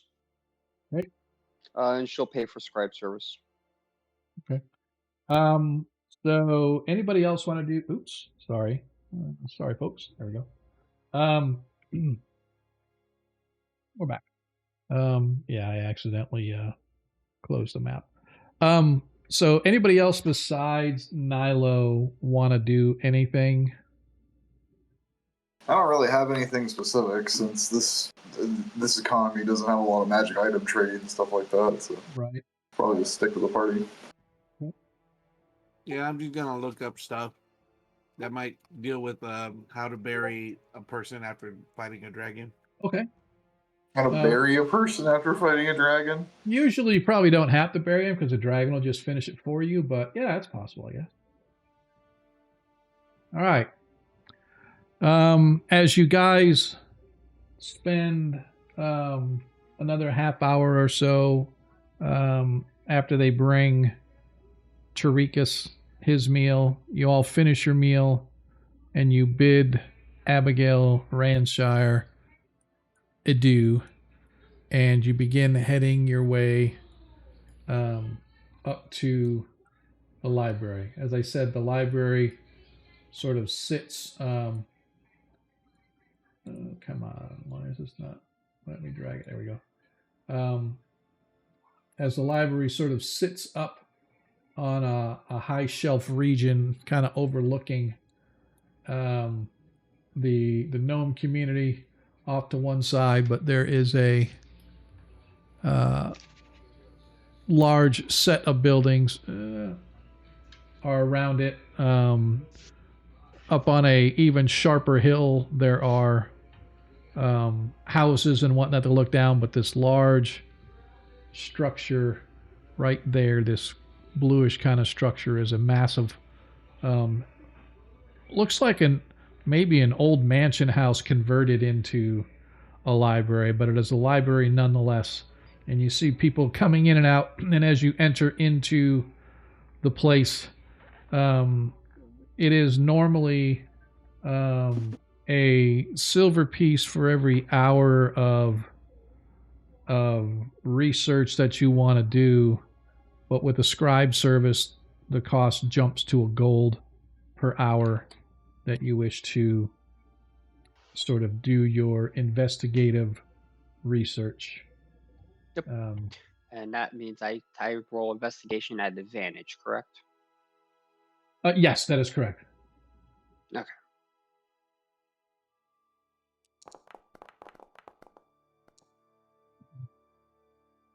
$13. So you start going through the books, and your scribe service begins sort of taking notes. The librarians are able to help you and sort of guide you in order to find a little bit of information. You do find that there was a white dragon that first made an appearance hundreds of years ago, but you're not really sure if it is if this is the same dragon. It had a different name. It was called Chilidax back then. You're not sure if this is the same Fellwind. Maybe the common folk just changed its name. But after the first hour of research, you don't find anything definitive on this particular dragon. And that is where we're going to take a break a little bit early because I really got to pee. And so I figured let's just take a break now. So, folkses, have fun. Yeah, if you guys would, Chili Willy. if you guys would hang out, as we are going to enjoy the smooth, silky sounds of our very own monkey boogers. And then for those that are new here, we take a quick break, usually about the middle of the game. So we're going to take a quick 15 minutes. Hopefully you guys will come back and join us. If not, hopefully you will then at least see us on the VOD. So I will be back in a little bit, and our players will be back a little bit too. Hopefully you'll be with us. Thanks for hanging.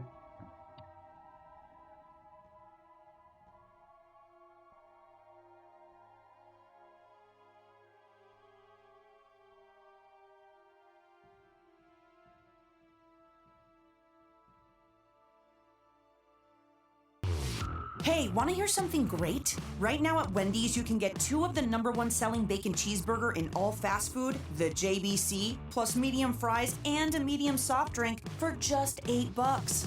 Want to hear something else great? Double the burger means double the bacon. Now that's a game changer. 2 of the #1 bacon cheeseburgers with fries and a drink for just $8. Gotta be Wendy's. Limited time only. U.S. price and participation may vary. Request $8 JBC meal deal to obtain discount. Individual items at regular price.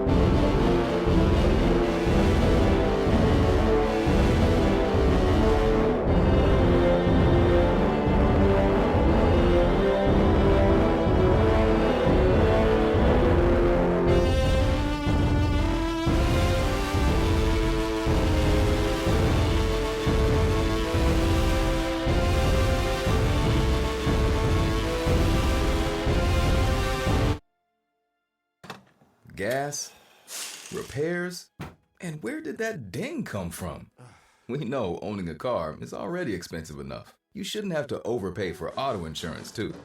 So shift into savings and put the brakes on those high insurance rates ads. with help from Intuit Credit Karma. Simply open the app to explore personalized rates, get quotes, and find the right coverage plan for you. Great insurance at lower rates? Start looking on Credit Karma today. Well, better that they came up because it was The fight for our future starts with Yeah, I was like, what is that? in our nation and its promise. In our future thinking the same and thing. I its was like, potential. the heck is that? Together we I don't know. answer That's why I'm America's like, call where'd that come to from? win. That's not even on your list. We are Marines. We were made for this.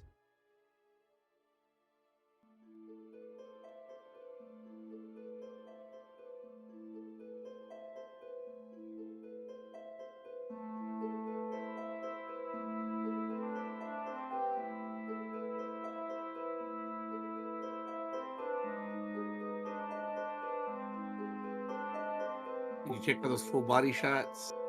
What was that? No, Sean, I was trying to see if he's checked out the full body shots you made. Oh, yeah, the one on the Discord? Yeah, isn't that cool? Yeah, that's freaking awesome. There's also, if you do it right, you can get all the characters together in a lineup. However, every time I do it, it cuts out Nailo and makes Tarikas white. So it's like, and I think that has to do with Gemini was found to be intentionally like removing certain things from results. Like it would not. I'm not gonna. You know what? I'm not gonna touch that here. It was found to be incredibly racist in the process. And if you try to ask for it directly, it would say we can't do that. That violates human rights guidelines. We can do a lot of other stuff too, but if you change the wording a little bit, it'd give you almost what you're asking for, but it's screwed up in a really bad way. I mean, you can find lots of YouTube videos on what it was doing. It was absolutely hilarious, the hypocrisy of it. So it has its problem, but for like stuff like this, it works great.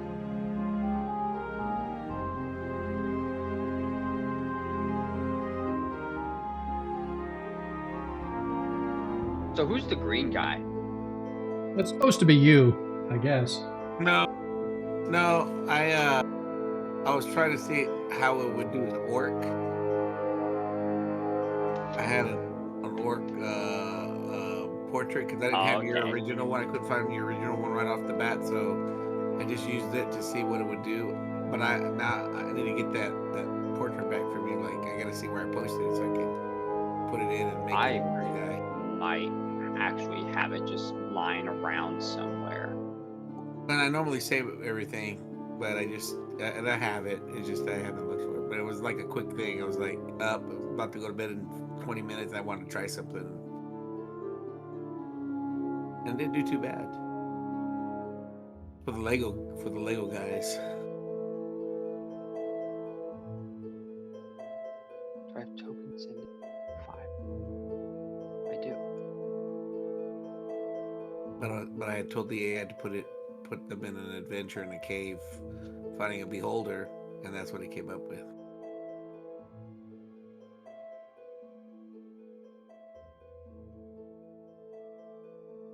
No, not that one. I know I don't have it. Rip.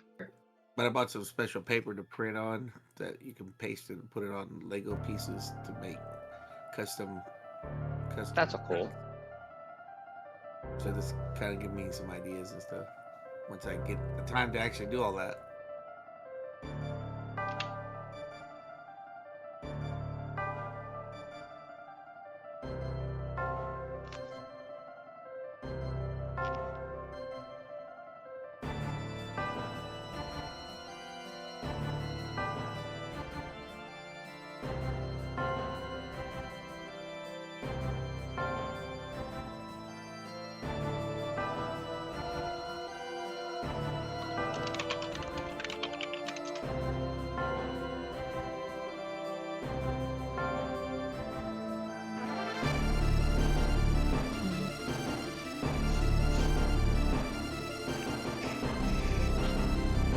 he's on his way back.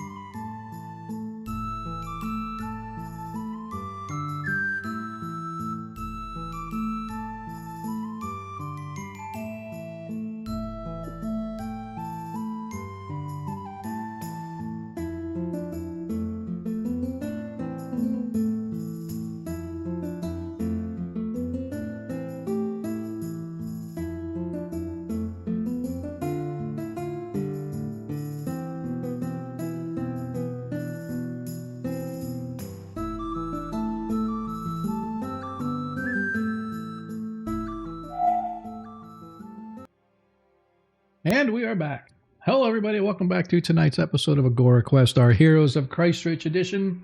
And yeah, Monkey, I know some of those weren't yours, but I think for when I was mucking around with things, it's not playing yours, but it's showing your account and like music associated with your account or something, maybe. I don't know how that works. That probably could be it. I don't know how that works. It's not your song specifically, but it's like you could see it says T-Knot's account, and it has a list of songs, but then above it's got a playlist, but I never pushed the play on yours. It's just started playing the song. So I need to go back and make sure that I get that, because I finally got it to log me in, but now I just need to make it so it only plays your songs.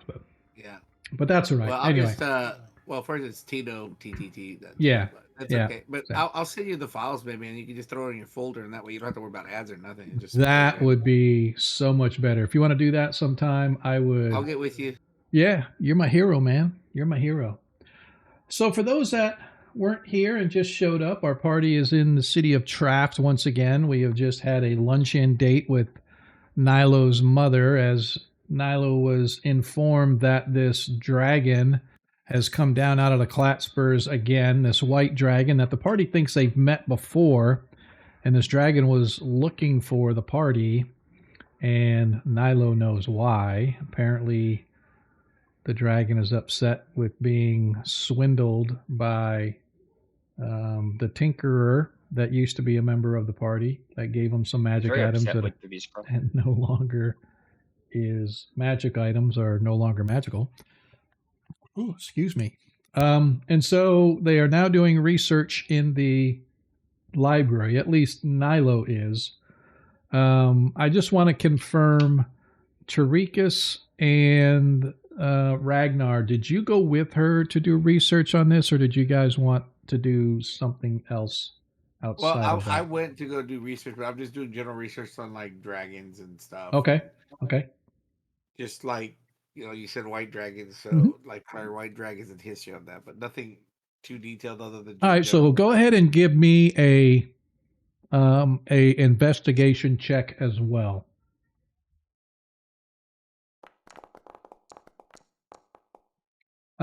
Yeah, you find a little bit of stuff about white dragons. You find out that they like cold. One thing you do find out about white dragons is that they are not, when it comes to intelligence, most dragons are intelligent, and even white dragons are intelligent, but they're not as intelligent as most people think. They're very arrogant, and they're very aggressive. But at the same time, they're not the smartest tool in the shed. So that's the gist of what you find about white dragons. So they're like a barbarian rogue. Yes, like a barbarian rogue. Or... They're just not wise. Yes, that is correct. Well, I mean, they're not intelligent. They can be wise, because you can learn and become wise as age goes. They think they know a lot of things, and they claim to know a lot of things, and they think they're the hottest shit in the world. Except that's all a complete lie. Got it. So yeah. Kind of like one of those bodybuilders or one of those Anatoly videos where they think they know how to lift weights, and he comes and shows them up. So, go ahead and search. I'll give you one more search for using the facilities and using a scribe and using the librarians to aid you. So I'm going to do one more search check, Nailo, with advantage to see if you can find anything else particularly about this specific dragon. About this one specifically. Yep, not a problem.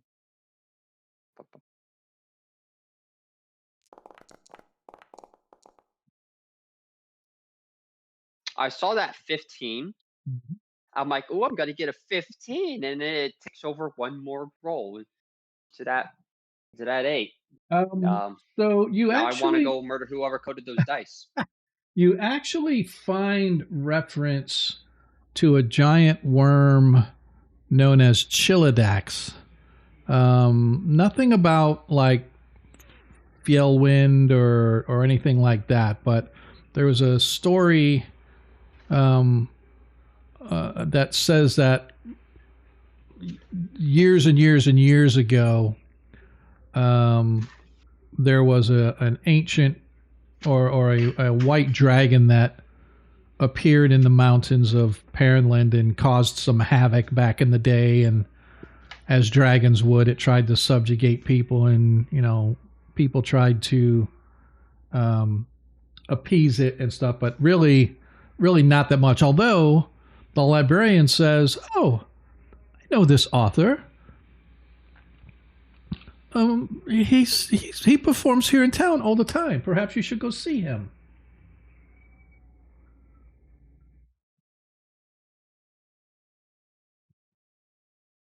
But that's Sorry about that. Oh, that would be nice. Yes. That's about the extent of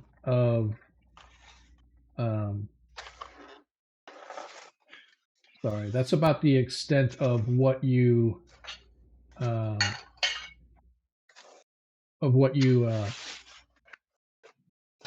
get as the librarian says, if you go to Oberstadt, the Jocklar's Roost, I believe he performs there all the time. He's a partial elf. I don't think he's full elf, but his name is Ket Onwall. And yes, Ket Onwall. He performs in this. I recognize the name on this brief treatise that you're seeing here on this dragon. I'm sorry that we weren't able to find you more than you could, but surely, he is a bard, and so I'm sure that he has many stories. Maybe he just did not pen it, rather wanting to earn coin by telling his tale as opposed to people reading it. Sorry, out of character. Don't use Ket Onwall as like a name or something somewhere. As a matter of fact, that has been my moniker since 1981. Okay. Because he is. I know that name. I've seen that name already. Ket Onwall is the only character that survived my first edition, second edition gaming, and he made it as a first edition bard, which required you to be a fighter and then a thief, and then you became a druid. But in that case, you actually became what they known as a bard, and he made it the 3rd level bard. That's the last I ever played him. That's cool. Yep. But him and his comrades, when they got up that high level, because by then the fighter was like 15th level and the magic user was like 16th, 17th level, whatever it was, or vice versa. Maybe the fighter was that high and the wizard was... Anyway, we used to actually try to make our money going to find dragon eggs. So he was very in tune with different dragons and stuff. Got it. That was our thing. We were the dragon hunters. That was our thing back in the day. We figured it was cool. So, but yes, that is. And then I used it as my email when email first started coming out and all that stuff. So yeah, it's funny. That's but, awesome. But anyway, yes. And Monkey said he was looking up general information about dragons. So pretty much the bestiary entry and just general, like just general sense that you discovered that. Obviously, they're like cold. Their breath is frigid cold and can freeze things into frozen statues. They're very arrogant and very not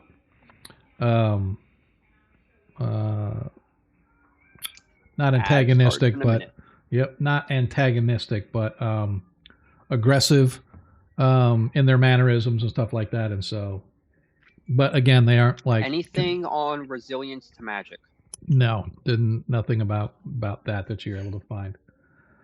However, Jocklar's Roost is over near the Sages Guild. It's over in this region here, in the upper left-hand corner of Oberstadt. So it's a where do we go? Relatively decent place.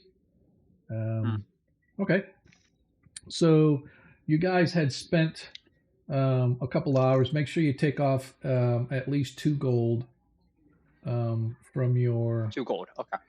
From your sheet in order to pay for the library services. I appreciate the help. Oh, I have to also. No, yours is only 1 silver piece because you spent an hour on your own. You didn't have librarians help you and stuff like that. So yours is just 1 silver piece.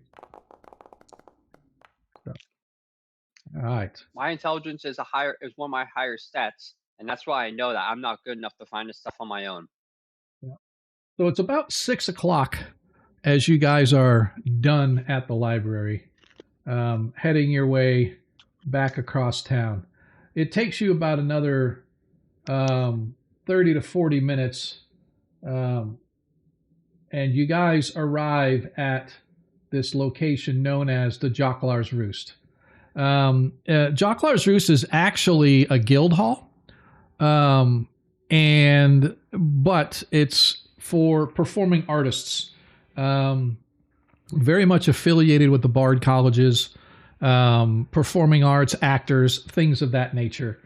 And as you guys go inside, it sets very much like a horseshoe kind of environment with tables and booths and whatnot on the side of the horseshoe, and then the stage area is up toward the open end of the horseshoe. And as you guys are arriving, you're greeted, shown to a table, and the servers come up to take whatever orders you may want. But it is a silver piece for drinks, another silver piece if you like snack food. Currently performing, you can see an individual of sorts.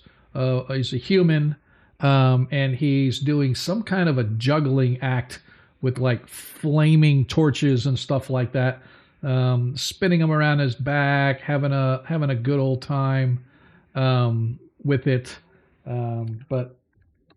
Yeah. So anything specific that you guys want to do or whatever? When we find Ket, we're going to ask him about the entry on Chilladex. Okay. So you guys sit through probably an hour's worth of various performers, each one coming out doing different things. You've got poets come out, you have singers come out, you have other performers, you have somebody coming out performing prestidigitation type magic, although he's not really using magic. He's literally doing sleight of hand and other such things to baffle and fool people, much to the delight of the crowd. And after about an hour or so, you hear a clapping and a stomping, and moving through the crowd, you can see an individual. He's wearing leather armor. Well, not armor per se, but like a leather top. That's a vest, more of a vest that's sort of tied up the top, and it has a little wooden piece, two wooden pieces with string that's sort of tied at the top. He has a silken white shirt that comes out kind of like a pirate looking with the flared cuffs and the flared collar. He has black jerkin pants on with sandals of some sort. He has his hair pulled all the way back into like this little ponytail, and you can see the distinct point to his ears, although not fully elf. You could see that he has elf in him. His eyes are a sort of a lively green, and he's got this grinning smile as he walks in, and people are sort of clapping and stomping. And as he comes through, as I said, there's a broad smile and a heavy clap of his hands on the tavern table as he leans in. The guild hall, he sort of draws everybody in with his face as he sort of leans in. "Ah, my friends, lend me your ears and fill your mugs while you are at it, for I bring you a tale older than the beams that hold this roof, older than the stones beneath your boots, a tale of a beast so cruel, so cold, that even the mountains themselves shiver at his passing. I speak of Chilladex." And as he speaks, he kind of lets his voice echo and the name of Chilladex linger in the smoky air. He takes his cup, raising it high, taking a drink back before he continues. All right, now that is annoying. That's not what we wanted. We wanted this. It fits so well, though. Yeah. I thought you did that on purpose. Nope. Yeah, I did too. The music went on its own, damn it. I did not want that, but that's okay. Let us continue. I thought you were about to regale us in a previously prepared expose about Chilladex. I honestly thought you were like, oh shit! As he stepping up the quality all of a sudden. Sean just plays a recording and leaves us for 15 minutes. Nope. As he throws his mug back before he continues. "Long ago, he came down from the high Klatspurs, a shadow of scale and wing vast as the storm clouds, merciless as winter itself. Villages? Ah!" He blows sharply, scattering foam from his ale on the floor. "Gone! Swallowed beneath ice and snow. Herds froze stiff where they stood. Proud caravans toppled like children's toys, and I, some poor fool thought, pay him tribute." He slaps his hand on his knee. "Gold, cattle, even their own kin, chained and trembling. But mark me well, friends. Chilidax was no lord to be bargained with. He took what he pleased, and when hunger gnawed at him again, he come back, wings beating like thunder over the peaks. He spreads his arms wide, staggering a little as if caught in the gale of a wind. So fierce was his passage that men were torn from their horses, hurled to the ground as though the very wind sought to strike them down. Thus did the folk cease to call him by name, and gave him another, the Fjellwind, the foul wind, as he spits to the side, then slams his cup down for emphasis. For his wings brought storm, his breath turned flocks to glittering statues of ice, and his shadow hunted the valleys like a curse.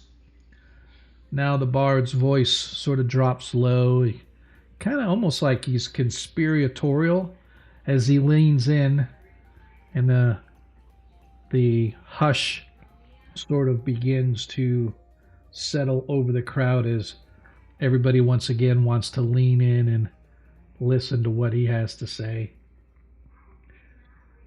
But time, my friends, time makes cowards of us all, does it not? Centuries pass. The folk murmured that there is no dragon. Not even Chilidax could endure so long. Surely, they said, the Fjellwind has perished beneath the glaciers or flown beyond our lands. Ha ha ha ha! He kind of barks out a laugh, loud enough to rattle mugs. For the last winter, aye, the last winter, a pale shadow has been spied wheeling above the Clatspurs. Stone or snow scattering the torn parchment in his wake. Riders staggered, herds panicked, and even more than a few stout souls have gone white as milk. Chilidax has returned, they cried. But the scholars, oh, the scholars, they wagged their knowing fingers, saying, nay, dragons live long, but not so long. This must be another. He pauses long, takes a slow drink once again from his mug, letting the silence stretch a little bit longer, and then with a sly grin he raises it. And yet, when the time passes and it howls with a sudden storm, when your cloaks are torn from your shoulders and you can scarce breathe in the cold, remember the old tale. Remember the Fjellwind. For if Chilidax still roams its heights, he leans forward, his eyes sort of glittering in the firelight, then Perrinland is not yet free of winter's curse. He slams down his mug, sending everybody in kind of a kind of a laughter. And then all of a sudden everybody erupts in applause as he sort of does a low bow, takes his mug, drinks it, slams it on the table, and walks over toward the bar to get a refill, making room for the next entertainer who comes up and begins yet another round of song and other such things as most bards are known for. He immediately tells us about Chilidax the moment we walk in the room, so he probably already knows who we are, or at least recognizes, or at least someone told him that we were searching.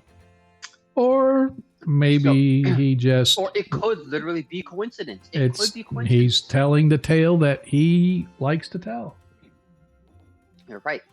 Either way, she's going to get up and walk to the bar after him. Okay.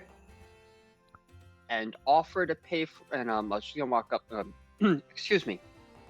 Do not see orcs in here often. Are you a member of the guild? I am not. However, I need information on a certain dragon. If you're willing to talk, I'm willing to pay for your drink. It's like, pay for the drink away, my dear. What Oh, the tale. You were here for the tale. You like that, do you? Yes, Chilidax is a well-known antagonist of our lands from ancient times. As he accepts your offer, and the barkeep grabs another ale for him at the cost of 1 silver. All right. I found your book in the library. I was told to come here to speak to you about it. Oh, it wasn't my book. I did add some writings to several books, but it is nice to be known. You mentioned that dragons don't normally live that long. Are there occurrences where some would? There have been known cases of some species becoming, dare I say, more than ancient. Could live for 1,000 years, perhaps. But that is certainly the most rare of cases. Most dragons live several hundred years, but not millennia, as some would think. Why do you add? Is there a specific dragon that you are curious about? Well, and if it's the dragon of which I just spoke, I can assure you that there is no way that a dragon could have survived the centuries that have passed since the ancient white was pestering these lands. Not since the time of the Urflan has Chilidax been seen. So, Urflan, wasn't that the evil group? That is the evil group that maintained the Sturgeon Blood Totem to. Is there a chance that the Urflan might have killed Chilidax? Oh, I highly doubt that. He was, although, well, perhaps, because Urflan was a very strong individual with a large amount of it wasn't resources and items. Yeah, the Urflan were not an individual. Right. They were a group of ancient wizards and warlocks and druids or whatever, and they one of them generated the Sturgeon Blood Totem, and they used it to subjugate the land. Thank you. Yes, and then as you recall, the destruction of the Sturgeon Blood Totem has allegedly released some of those things that were in stasis held by the Sturgeon Blood. But I suppose that Wait. they could have killed him, but they were or drove him off, for they were rather powerful. You said that he hasn't been seen since the Urflan. Yes, the Urflan. When the people arose and threw off the shackles of the Urflan, either the Urflan had already taken care of Chilidax, or he sought greener pastures. It is not known. He was just gone. He was not ever heard from again. That probably is him. Is he like, what are you talking about, my dear? You're talking like a madman. Do you know about the Sturgeon Blood Totem? I have heard stories of the powerful artifact once used by the Urflan to subjugate these lands. Yes, I do. I am more interested in the things that left their mark, tales to scare children. The Sturgeon Blood, while it was something that the wizards used to control the people, it's not as interesting to me as things like dragons and demons and devils. Oh, it did much more than that. It sealed away a lot of the terrors that roamed the world, roamed the Parentlands before that. Really? Where do you get such information from? She purses her lips. She is horrendous at hiding, her own guilt. Mm-hmm.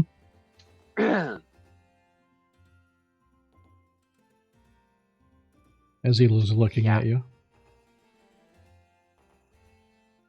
We found the blood totem.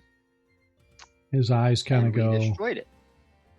as he claps you on the back. If this is true, then good for you, my dear. It's I who should be paying for your drink. And released everything with it. Is his sort of eyes drop? He goes, I don't, what do you mean, released everything with it? She will start, she speaks quieter here. She's pulling up her finger. She starts counting off various things that were never, ever heard of or seen since the Earthline and prior that have started to show up recently. Oh, so like the volcano exploding out of the mountain, the demons and devils plaguing people, the the dragon. This is all caused from the. This is amazing. What was that drow's name again? Which drow? So the one that spoke to us from his little he was he was the Sturgeon Blood. recorded message. Yeah, he was Sturgeon Blood. Okay. Yeah, he was the one that created it. Sturgeon Blood, the drow that made the item, warned us that breaking it would release everything that had been held prisoner by it. This is amazing. You must join me for dinner. I must take notes so I can begin on my next ballad. Do you know what this means? This will put me on the map for sure. I'll have to take my tour not just through Pearland. I'll probably get invited to the kings and queens' castles. So you must have dinner with me tonight. I will pay for your dinner. I do not mind. However, if you would know anything about Chiladax. Well, I do not know about Chiladax, but I do know that the dragon that has been seen has been frequenting the region around Tinkerholm. Yeah. Okay. I do know that Chiladax was rumored to have a series of ice caves in the upper reaches of the mountains, but while many sought to find it, none were successful. So perhaps some of the miners would have better idea on where and what types of mountains would be able to support such cavernous locations as to allow a dragon. They might be able to at least look at mountains or point to mountains and tell you which ones might be good potential living places for a beast of such. That is actually extremely helpful. Thank you. Of course. Now come, let us eat. Oh, you already are. Okay, so you had one drink, right? Yes. Okay, and that was how much silver? 1 silver. 1? Okay. I will inform my companions where I am headed. Your companions are invited to have dinner with him as well. They're having dinner here. Yep. Having dinner okay. here within Jocular's I appreciate that. I will let them know. Yep. Jocular's Roost, sorry. And I will post that in the Twitch chat. Excuse yourself for the moment to go speak to them. We're having our dinner paid for and we're eating it here, it looks like.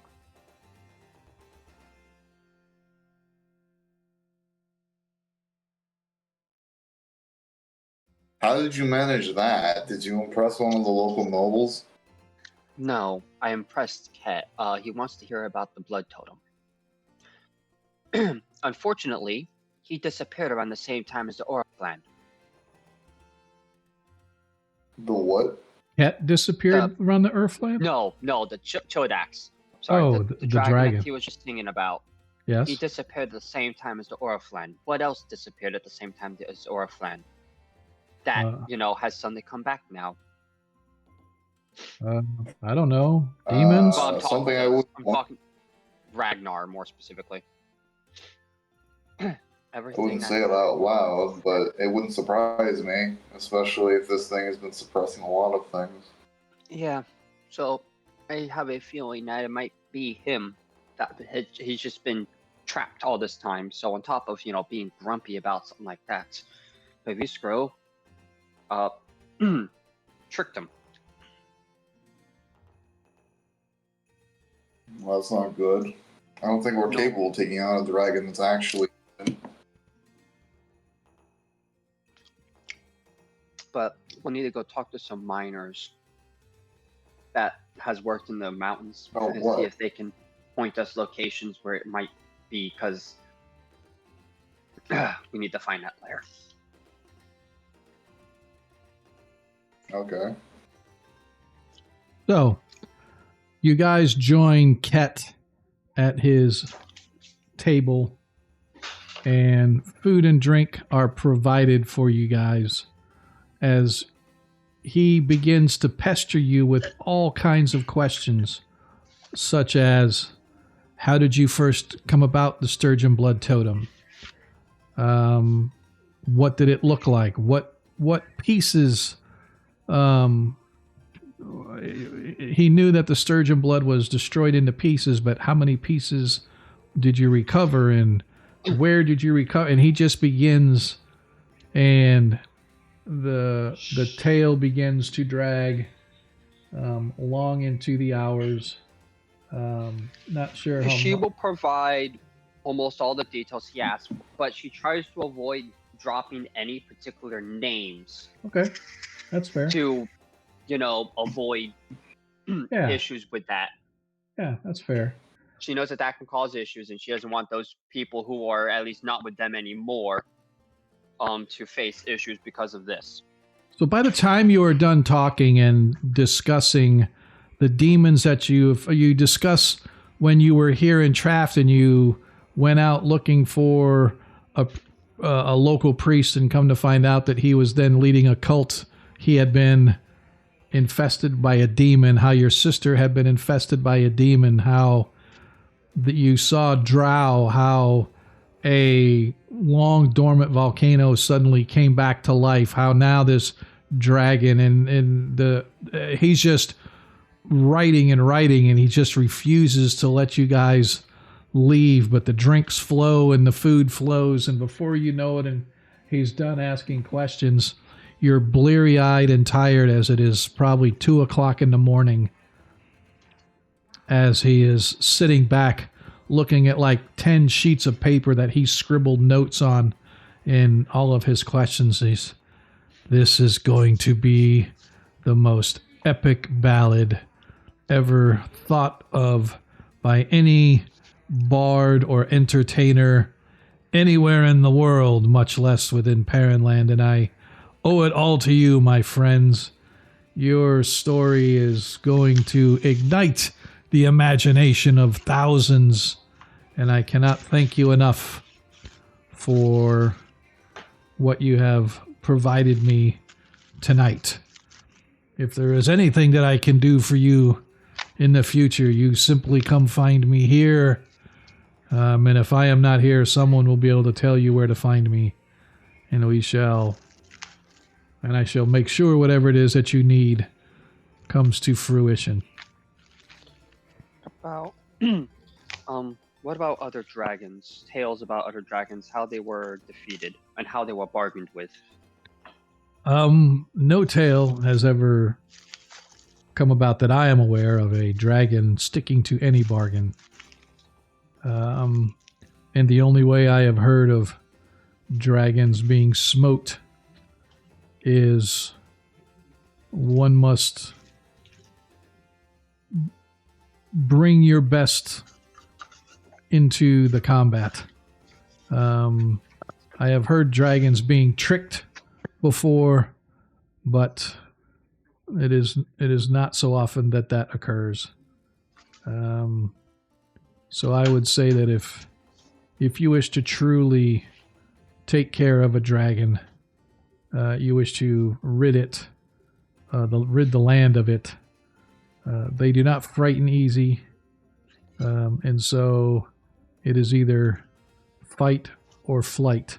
And if you can't make it leave, you're going to have to be stronger than the dragon. I would bring healing magic if that means anything to you.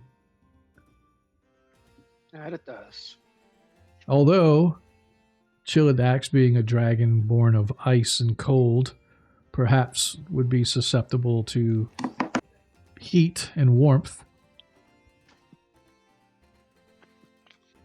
But that is just a unknown theory. I have never personally engaged with a dragon of any sort, so I cannot give you any details of that.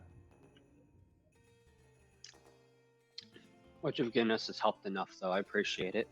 You are most welcome. How accurate do you have of the descriptions of Chilidax? Have the descriptions been lost to the ages? Yes, it is the typical white dragon. You could probably find any such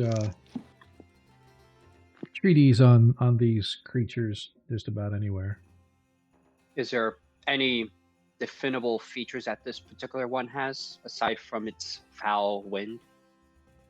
Well, the wind, they say, comes from the beating of its wings, the blustering of its wings, and its foul breath while it is laughing during such an occurrence. They say that Chilidax was once struck by a mighty blade that when it was young, and it was fortunate to escape, but it still maintains the scar from its eye to its snout. But none that I know have gotten close enough to any dragon to know if that is. Did the one that stopped us have that scar? I feel like that would have been a very key feature that we might not have forgotten if it's right on his face. Roll me an intelligence check, please. DC 10. Okay. You said I had an advantage or something? No. I know you said my name had something. No. No? Okay. I think I swore you said something. I say a lot of things, but I rarely give advantage unless I have to. You recall very distinctly that the dragon had some sort of a scar along its face. You don't know if it was as big as he described, but it was definitely a scar along the side of its face, beginning at its eye. She rubs her temple. She looks sad.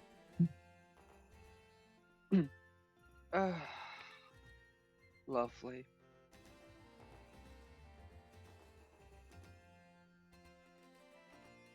Okay. That's it. That's all she says. Okay. And with that, he pushes his chair back, staggering slightly as he has been deep into his ale, as he has been scratching down the notes, clapping you on the back, bidding you good night. He departs and staggers off out of the Jocklar's roost.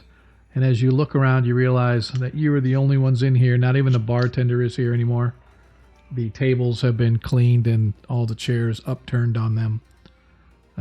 You all are the last to leave the establishment.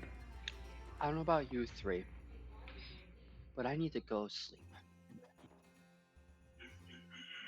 Okay. That'd be nice. Change your face compared to being awake all the time. That is a true story. All right. As you guys depart and you begin to head back to the Argolf Inn. Surely it's not as powerful as that rainbow one we fought, yeah? Hope not. Maybe. Don't know. As you guys arrive once again at the Argolf Inn, It is a gold piece per night stay. So everybody please deposit 1 gold. As it is about 3 in the morning when you all finally manage to hit the hay. Everybody give yourself a long rest if you have not already done so. Wahoo!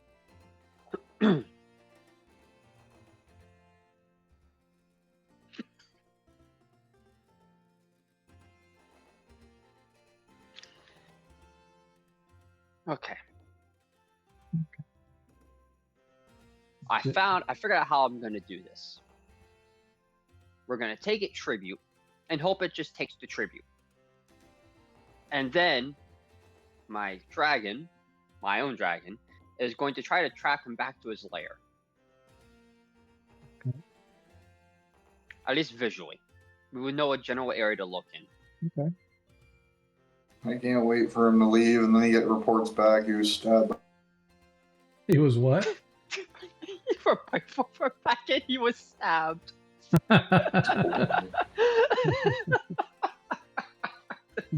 Oh, Mike. I can't hear you guys because my reception keeps going out, so I can keep talking, but I can't hear you. So that's the exact opposite of the dwarf. The dwarf usually can't see anything, but in your case, you can't hear anything. Might as well play a dumb and deaf dwarf. Yep, not exactly. dumb and deaf. Blind and deaf dwarf. Did you hear what I said? Yeah, wait for the report back, and he gets stabbed instead. I was gonna say he gets stabbed by kobolds. All right. Maybe by dragons this time, and we think the kobolds that are sitting around the nest. As you guys awake to the first day of the new month, it is now the month of Sun's Ebb, which makes sense because it is the December, essentially the December timeline. As outside, the clouds are completely overcast, and even from in your rooms that have fireplaces to keep warm, there is a heavy chill in the air. You can see the windows overlooking the outside surrounding terrain of the city. They're frosted, and you can see as you awake and you look outside and you see the town or the city slowly coming to life. You can see people moving as they are huddled in thick clothing, scarves wrapped around their ears, hats pulled down tightly, and you can see the trees as they blow in the wind as the puffing breath escapes the mouths of those that are hustling and bustling on the outside. And as I said, even in your room, it's not that bad where you're blowing frost out of your mouth, but it is chilly. You can feel that the wood floor is cold beneath your bare feet as you slowly get ready for the day.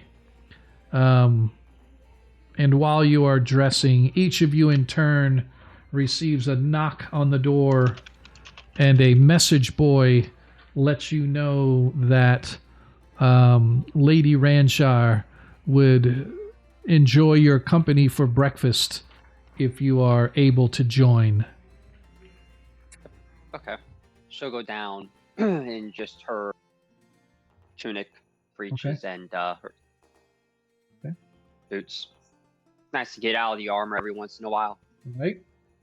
So, Nailo, you join, and you can see your mother dressed kind of similarly in not quite as regal a clothing. She has a nice tunic on. She has still a skirt, but she doesn't wear a full long dress. She still maintains her her attire as far as her brooch, indicating her status, etc., etc. But yeah, other than that, she is plain, no makeup, anything like that, but hair done well. She is alone. By the way, she is not sitting with Costler or Corster, I mean, as you join her at her table. A few moments later, Academic Fox joins you as well, bidding good morning to the both of you as he sits, and they bring hot tea and coffee as well as juice and water to your tables pending any food that you may order. Good morning, my dear. I trust you slept well. Well, enough. And Onwald kept me up till 3. Actually, later. I I'm have to walk sorry. back. I'm sorry. Who? Mr. Ket Onwald was a bard down in Jaklar's Roost. Oh, I have not heard of him or that place. Is this an establishment that perhaps I would enjoy? Do you like expensive food, clothing, and scenery? You, my son, my daughter, speak as if you know me.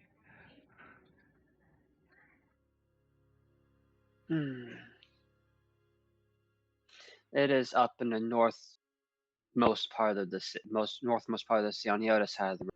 I shall find my way there. I shall ask. I am sure that I am not an invalid. I do not need to be escorted around town. But yes, that sounds like a lovely place. I love bardic entertainment. Was the regalia good? Believe so. Epic ballads and tales of daring do and love and loss. You know, That those are in my spades. favorites. Then I surely must attend. Where are your friends? Ragnar, Tarikas, are you guys going to join for breakfast, or are you guys just going to stay in your rooms? You think a dwarf is going to miss a meal? I'll join just because. My friends, she says, looking up to see them coming down, maybe the dwarf a little I need to bit get started on my faster morning than drinking. Yep. So welcome, Excel. Appreciate you being able to make it, sir. Yes. This game in Paranland is actually currently now in the month of Sunzeb, meaning December time. In the northern reaches, the temperatures outside are roughly 0 degrees. A little bit of a wind chill with the wind blowing makes it a little bit worse. But yeah. the wind chill always makes it worse. Yep, they have just discovered that if anybody's been following the game from the beginning, one of the first things that this party ever did was find an artifact known as the Sturgeon Blood Totem. The Sturgeon Blood Totem was used by the Urflan of ancient Paranland to subjugate the people. It's kind of like a mind control type of a thing, if you will. And it was destroyed and separated into many parts. And one of the first adventures, the party discovered that somebody was trying to find it and put it back together to use it. And so the party said, hey, we need to destroy it. But then they discovered through research the only way to destroy it was to put it back together first and then destroy it, which they did. And in doing so, they have been coming to grips with the fact that the Sturgeon Blood Totem not only subjugated the people of Paranland, but there were also many, many things and creatures held in stasis because of the power of the Sturgeon Blood Totem. And after destroying the totem, these things have slowly but surely been getting released back into Paranland in the form of demons and devils. And now apparently the white dragon known as Chilidax, also known as the Fjell Wind or Foul Wind or Mountain Wind by some, is apparently one of those creatures that had been in a stasis, so to speak. And now it's back, and the party's coming to grips with the fact that they released a white dragon on Paranland. And so now they're trying to figure a way that they can deal with the dragon. So, as I explained before when I first came in, that is correct, Estelle. Yep. So one of the things that I wanted to say that for people that come in, if you did not know, there is a new feature on Twitch where you can take the stream as you're watching it and you can pause it and you can actually roll back and go all the way back and watch to catch up if you wanted to do so. Not sure how that works. They accordingly, what they say, my settings, the way I've got it, because I do, whenever I stream, it automatically creates a VOD. When they say when you do that, the settings should automatically work. I'm assuming so, but it'd be interesting to know if you're able to kind of scroll back and watch. So that way you don't have to like watch the VOD. You can actually start watching it the whole way through, or if you just want to stay caught up and then go catch the rest later, that's fine too. But I just want to put that out there. But yeah, I appreciate you making it, man. Always happy to have the viewership. So anyway, as you guys awaken, you're talking. Ragnar, I apologize. I heard you say, but you said you were going to go down and join them at breakfast as well because you get your drink on. Yeah. Okay. Might as well get my morning drinking started. There you go. Tarikas, are you going to be heading down as well, or do you got something else you want to do? Yeah. Okay. Yep. Yeah, I want to make sure you guys understand you can split the party if you want to. That's my favorite. So my We're all going on separate shopping trips, and we end up rotating to the same people. Yep. So as you go down and make your way downstairs, you note that AK and Nailo are sitting once again at Lady Ranshire's table. She's dressed much more modestly, although she still bears the colorings and the brooch of her clan and her station. They appear to be discussing something, but you don't hear what.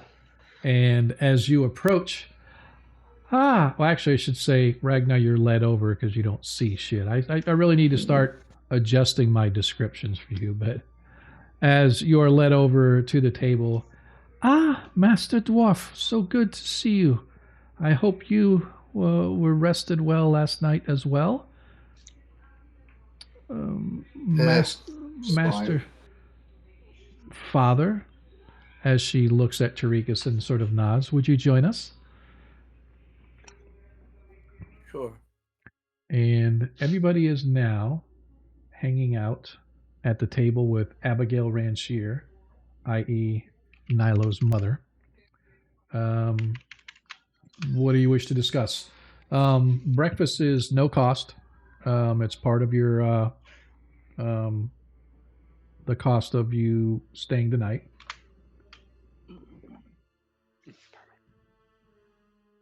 So, anything else? Again, your mom's just making small talk, right? You know, what are your plans? Are you going to Kreistrich? Are you going to see what's up with this dragon nonsense that people have been talking about? Or not nonsense, but she thinks it's nonsense that you're going after a dragon. She thinks it's freaking stupid, but well, as long as it's up there, I can never go back to Kreistrich or even go through the mountains, for sure. Not safely, at least. Well, I mean, you can go to Kreistrich. You can go see your friends. You can check on them to make sure that they're okay.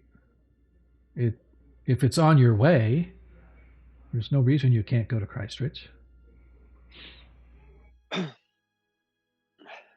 I have to go talk to the miners. Well, of course, there are several individuals, I am sure, that are still there that you can go talk to. And Akami wanted to meet the Wizards Guilds. Forgot why did you want to meet the Wizards Guild again? Go to the Wizards? He wanted to go to there Wizards? was something he wanted. Yeah, there was something he wanted to do that involved a lot of magical knowledge, and I don't remember what it was, but we told him that we know members of the Wizards Guild by name, and that they would probably be able to help him better than we could. I don't remember what that was, but I know that we said that. Yeah, that I'm not sure of.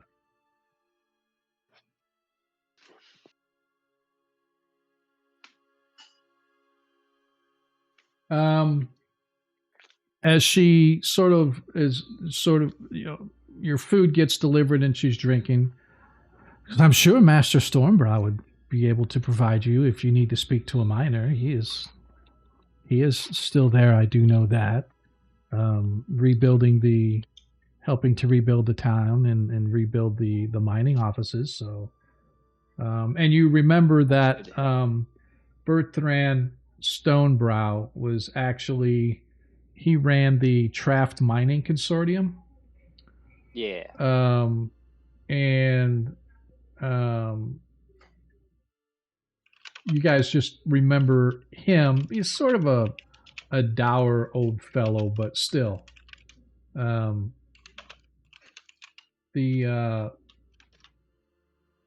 trying to think. I'm trying to look into. There's a few others that might have been.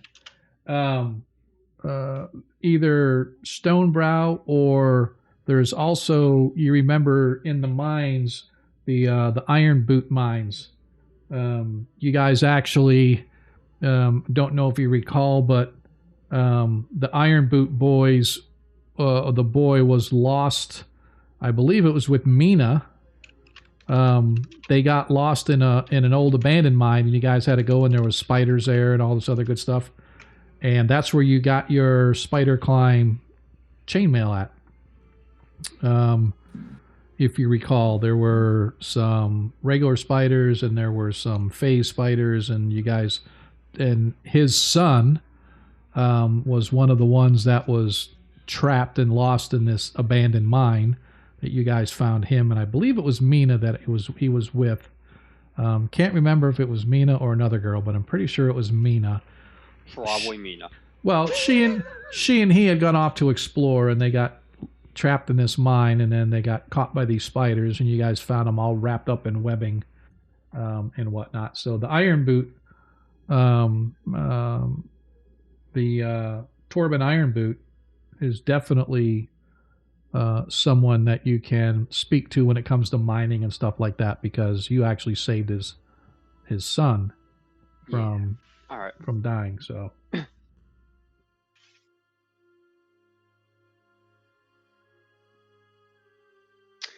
alrighty.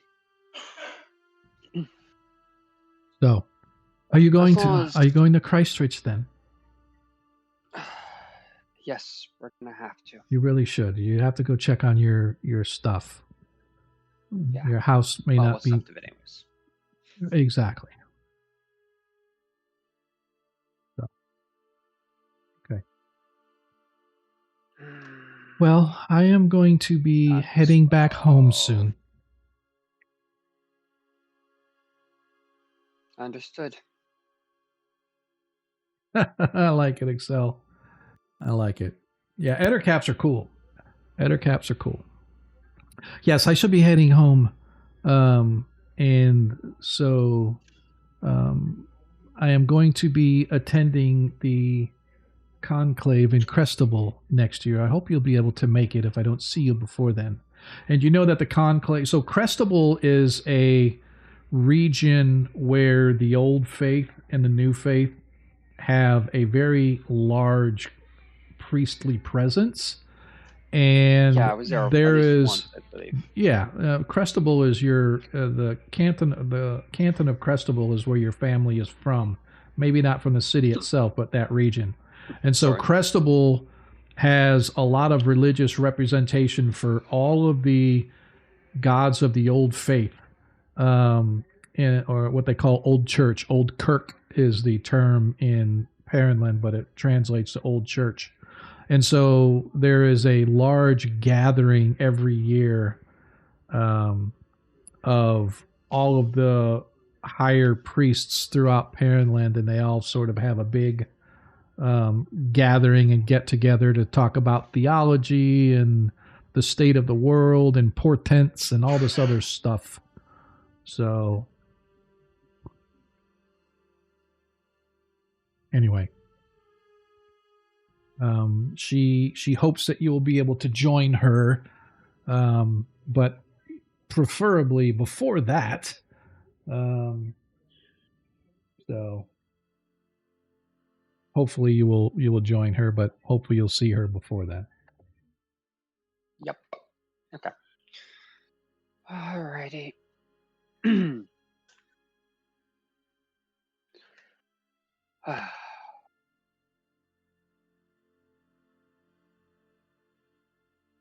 So, I won't mind taking a break when necessary. yeah, it can be. All right. As you guys finish your breakfast, you sort of look outside, and as much as you don't want to, you know that it's probably about time that you go grab your horses and begin to head your way up to Kreistrich, because it's a 2-day ride on horses, and it is already early morning. It's about 9 to 9:30 in the morning. I want to talk to the dwarf. No, we're going to talk to the dwarves anyways. I do know that Akami wanted to talk to Mage's Guild. So I'd like to leave some time before we leave for that to happen. Either he did it yesterday or he's doing it today. I know he's not here, but I do want to make sure he has the time to have that conversation there. Yeah, I don't recall what he wanted. I do not remember what it was, but I keenly remember recommending the Mages Guild, and I told him that I would introduce him to the guild myself to make sure he was able to see who he needed to. Okay. So then I remember that conversation coming up. I just do not remember what it was for. Okay. So then here's what I am going to do. In order to prevent us from proceeding on without our beloved mage, what I'll do is we'll just call the game now. It's only 20 minutes early, so we've still got plenty done, and we're getting ready to head out anyway. So we'll go ahead and pause the game there. We will then get with AK, figure out why he didn't come, and here's what I am going to say. AK is not one to come on the Discord, and he's wanting me to message him over Facebook Messenger, and I have a couple of times, but I am not one to split, or I have to constantly, hey, game night here and then game night over there. I am going to say, if he can't come to Discord to look and see when we're gaming, we may end up replacing another player as well. I love his play. I love his Yep, I love his play style. And if he watches the VOD, I don't want him to be angry at me at all. But I am going to let him know, this is our game nights. I don't expect people to live on Discord, but it would be nice if you guys checked in at least once or twice a week to see any messages that may have had, or whatever the case may be. I know you live on it, Core, so it's like no big deal. But I see the messages. Every message I check every day. I may not post every day, but I look at Discord every day. So that is our place of where we are going to have that's where our information is from. So anyway, the bottom line is, so we're looking at, and I will let players decide really, because I am not going to lie, I have a whole series of higher level adventures after this set for you guys to start going on, for little adventures for 9th, 10th, 11th, 12th level characters. But if you guys want to finish this after this particular adventure with Chilidax, sort of regroup and start fresh at first level, that is on you guys, and I'd be more than happy to do that. What would probably happen would be is I would run one of the campaign adventures published, right? Instead of this one that I've been running. It's kind of a mix of old adventures and new adventures, and kind of strung all together loosely into a story. I would we could pick one together and say, hey, we want to play this, and that's what we would do, and we would just start because that's easy to do because I have the 5e importer. I can import all the adventures that we want. So we can do that. So I'll let you guys kind of mull it over and you decide what you want to do, because I will tell you that we are going to do some of the higher level adventures of the old school adventures converted to 5e. Just like the Temple of Therisden that you guys just did was an old 2nd edition module upgraded to 5e, and it would be very similar to some of these other adventures. But like I said, it's up to you guys what you want to do. But we can mull it over on Discord, and if we do that route, I am only going to do 4 players. But we'll see. So, but anyway, All right. I am going to see if there's anybody out there that we can Raid. We can raid. Who do we got? You know what? We got Mike Disney. Let's go. Hopefully, I don't know what he's doing. I'm going to take a look and see what Mike Disney's doing over there. Because last time we were over there, he was actually playing a video game. But now I have to watch. Looks like he's playing a video game as well. I don't know that I want to do that. The Atomic Peanut Butter Group. You know what? Why don't we go over let's go over to Folk and Myth. Why? Because they have more people over there. And they're doing a Vampire the Masquerade game. So we haven't rated these guys in a while. But I do like their games, right? And so even though it's not a D&D game, we're going to go ahead and raid over to them. Still tabletop. It is still tabletop. So let me see if I can do I played this. Vampire the Masquerade once. Yeah. I can't really say if I enjoyed it or not because I only played like 3 sessions and then the group stopped meeting. Yep.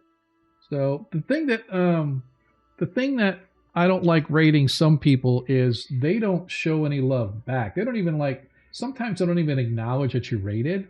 And I'm like, come on, man, really? You can't even at least acknowledge that I rated? Seriously? So, but yeah, we're going to bounce over to Folk and Myth. If you haven't followed them, give them a follow. They are a really good group of folks. And so hopefully we'll get a little bit of a acknowledgement from these guys. Hopefully AK will be back next week or next session. Again, we don't stream next week. We do the week after, and I will make sure that he's on board and where he's supposed to be. And then players, like I said, we can talk offline on what we want to do. But in the meantime, yes. I actually won't be here for that. Won't be here for that session? Wait, no, 10th. I will be there for that. Yeah. Okay, the 31st. Yep, so the next session is the 10th. Yep. Okay, yeah. The 31st of October is surgery for a hydrocelectomy. Okay. Need to talk quick. My raid is almost done. I gotta do that. Let's do the raid and then we can talk. All right. Anyway, just remember, in a world you can be anything you want. All we ask is that you be kind. We'll see you guys next time.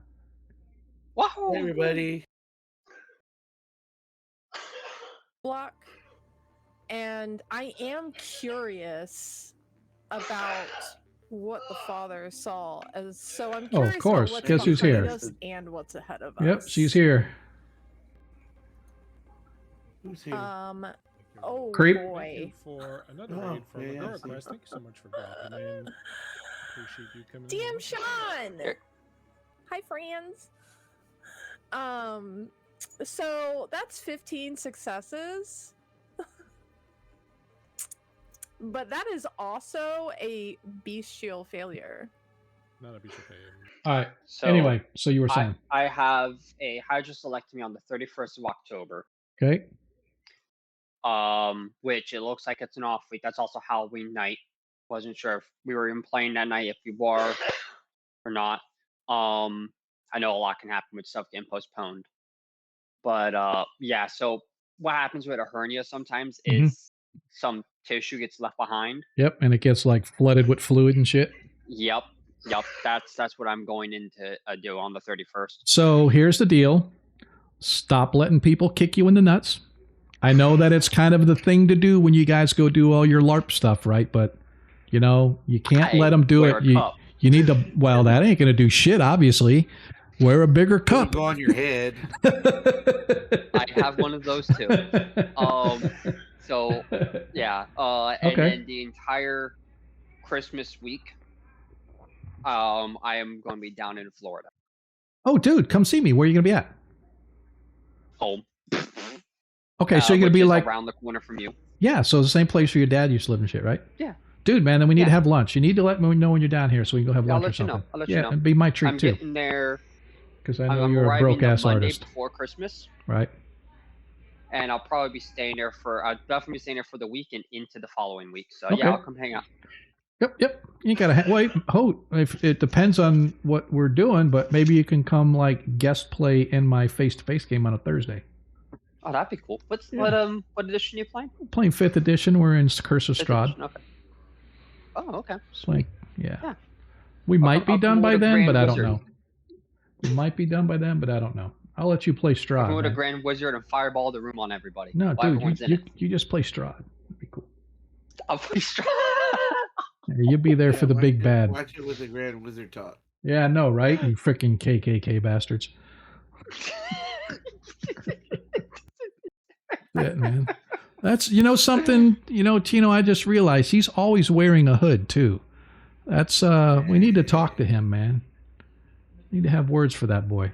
Needs to get It's not pointy enough, though. Is it ever pointy enough? Yeah, exactly. So, all right. Maybe I'll show So, up like one of the Crusader Knights from Helsing. yeah. So Go up and fight Strahd. I want you guys to think seriously, because like I said, my intent was after this particular adventure, moving you guys to start doing some of the old school 1st and 2nd edition modules upgraded to 5e that I just wanted to do, and you guys will be at those levels in order to do it. But if you guys would like to take these characters and just put them on the back shelf and we can start a new campaign at 1st level, I am totally down with that as well. So you guys just need to let me what you want to do. It'll still be in the world of Greyhawk, wherever it is. But if we go to 1st edition, what we will do then is choose one of the adventures that was published. Like one of the, I don't want to do Curse of Strahd again, but like the Waterdeep ones or some of those other ones that got published, right? That take you from like Keep it Borderlands. Yeah, that's. I want to mention, Sean, that you're the only person I've ever been with that's actually ran any published adventure paths. Yeah. No one else I've ever been with has ran adventure paths. Right. And the only adventure path I only ever ran 2 adventure paths, which was Out of the Abyss and Lost Mines of Delver for 5e. Right. I would not mind running an adventure paths. They're very well written. Yep. For the most and part. if you have a good DM that can handle players deciding not to bother talking to anybody in the town. Yeah. About what's going on, just go the other way. You're really good at roping that back around again. Yeah. I appreciate you, horse table. Appreciate that. So, anyway, like my players. Yeah. Yeah, I've actually got some pretty good face-to-face players, but it's difficult a lot of times over VTT. And I will say this, I will not lie. It's even a little more difficult when you don't have people on camera because they get very disengaged, right? Oh, yeah. So, but I will never, to this day, as much as I would love to have everybody on camera, I would never ask anybody to be on camera. I know Monkey's got reasons he can't, but others I'd be like, well, Monkey's reason is we don't want him to take down the internet because Ugly will do that. But regardless, I remember when you announced that you were going to be doing a stream game, you can have webcams for everybody. I actually set up a backdrop. Yeah. For myself when you started, and I had it set up the very first time. Like, we're not going to. Yeah. Yeah, and that's and like I said, it's like. I understand why. I actually have found a way that I can get everybody, and the problem is is when you first set it up, everybody's in a certain order, and so everybody fits in a certain block on the screen. The problem is if somebody leaves, it then automatically shifts itself to realign all of them, and then all of a sudden everybody's out of whack. Well, I have found a site where I can generate what I need for everybody and put everybody there in their cameras. That's awesome. And then if somebody leaves, it doesn't matter because person A is in slot A, person B is in slot B, person C is in slot awesome. C. So if they leave, everybody stays the same. That just leaves that one person. I don't mind one bit. I know you don't. I've never had an issue with it. Yeah, and I know you don't, but a lot of people can't, or a lot of people don't want to. So maybe it'll be a hybrid thing. Maybe it'll have somebody on and others not. I've seen that as well. But anyway, I am going to bounce so I can get the stream published. Bounce by the ounce. Think about it. Have a good night. Yep. Think about it. Stream. Yep. Think about you guys if, like I said, if you want to do that or not, as far as switch back to first level and start from scratch and whatever you want to do, and we'll work it out from there. All right, man. Yep. Have fun. All right, Jacob. See you. See you, Spark. If you're still with us. See you. All right, man. See you.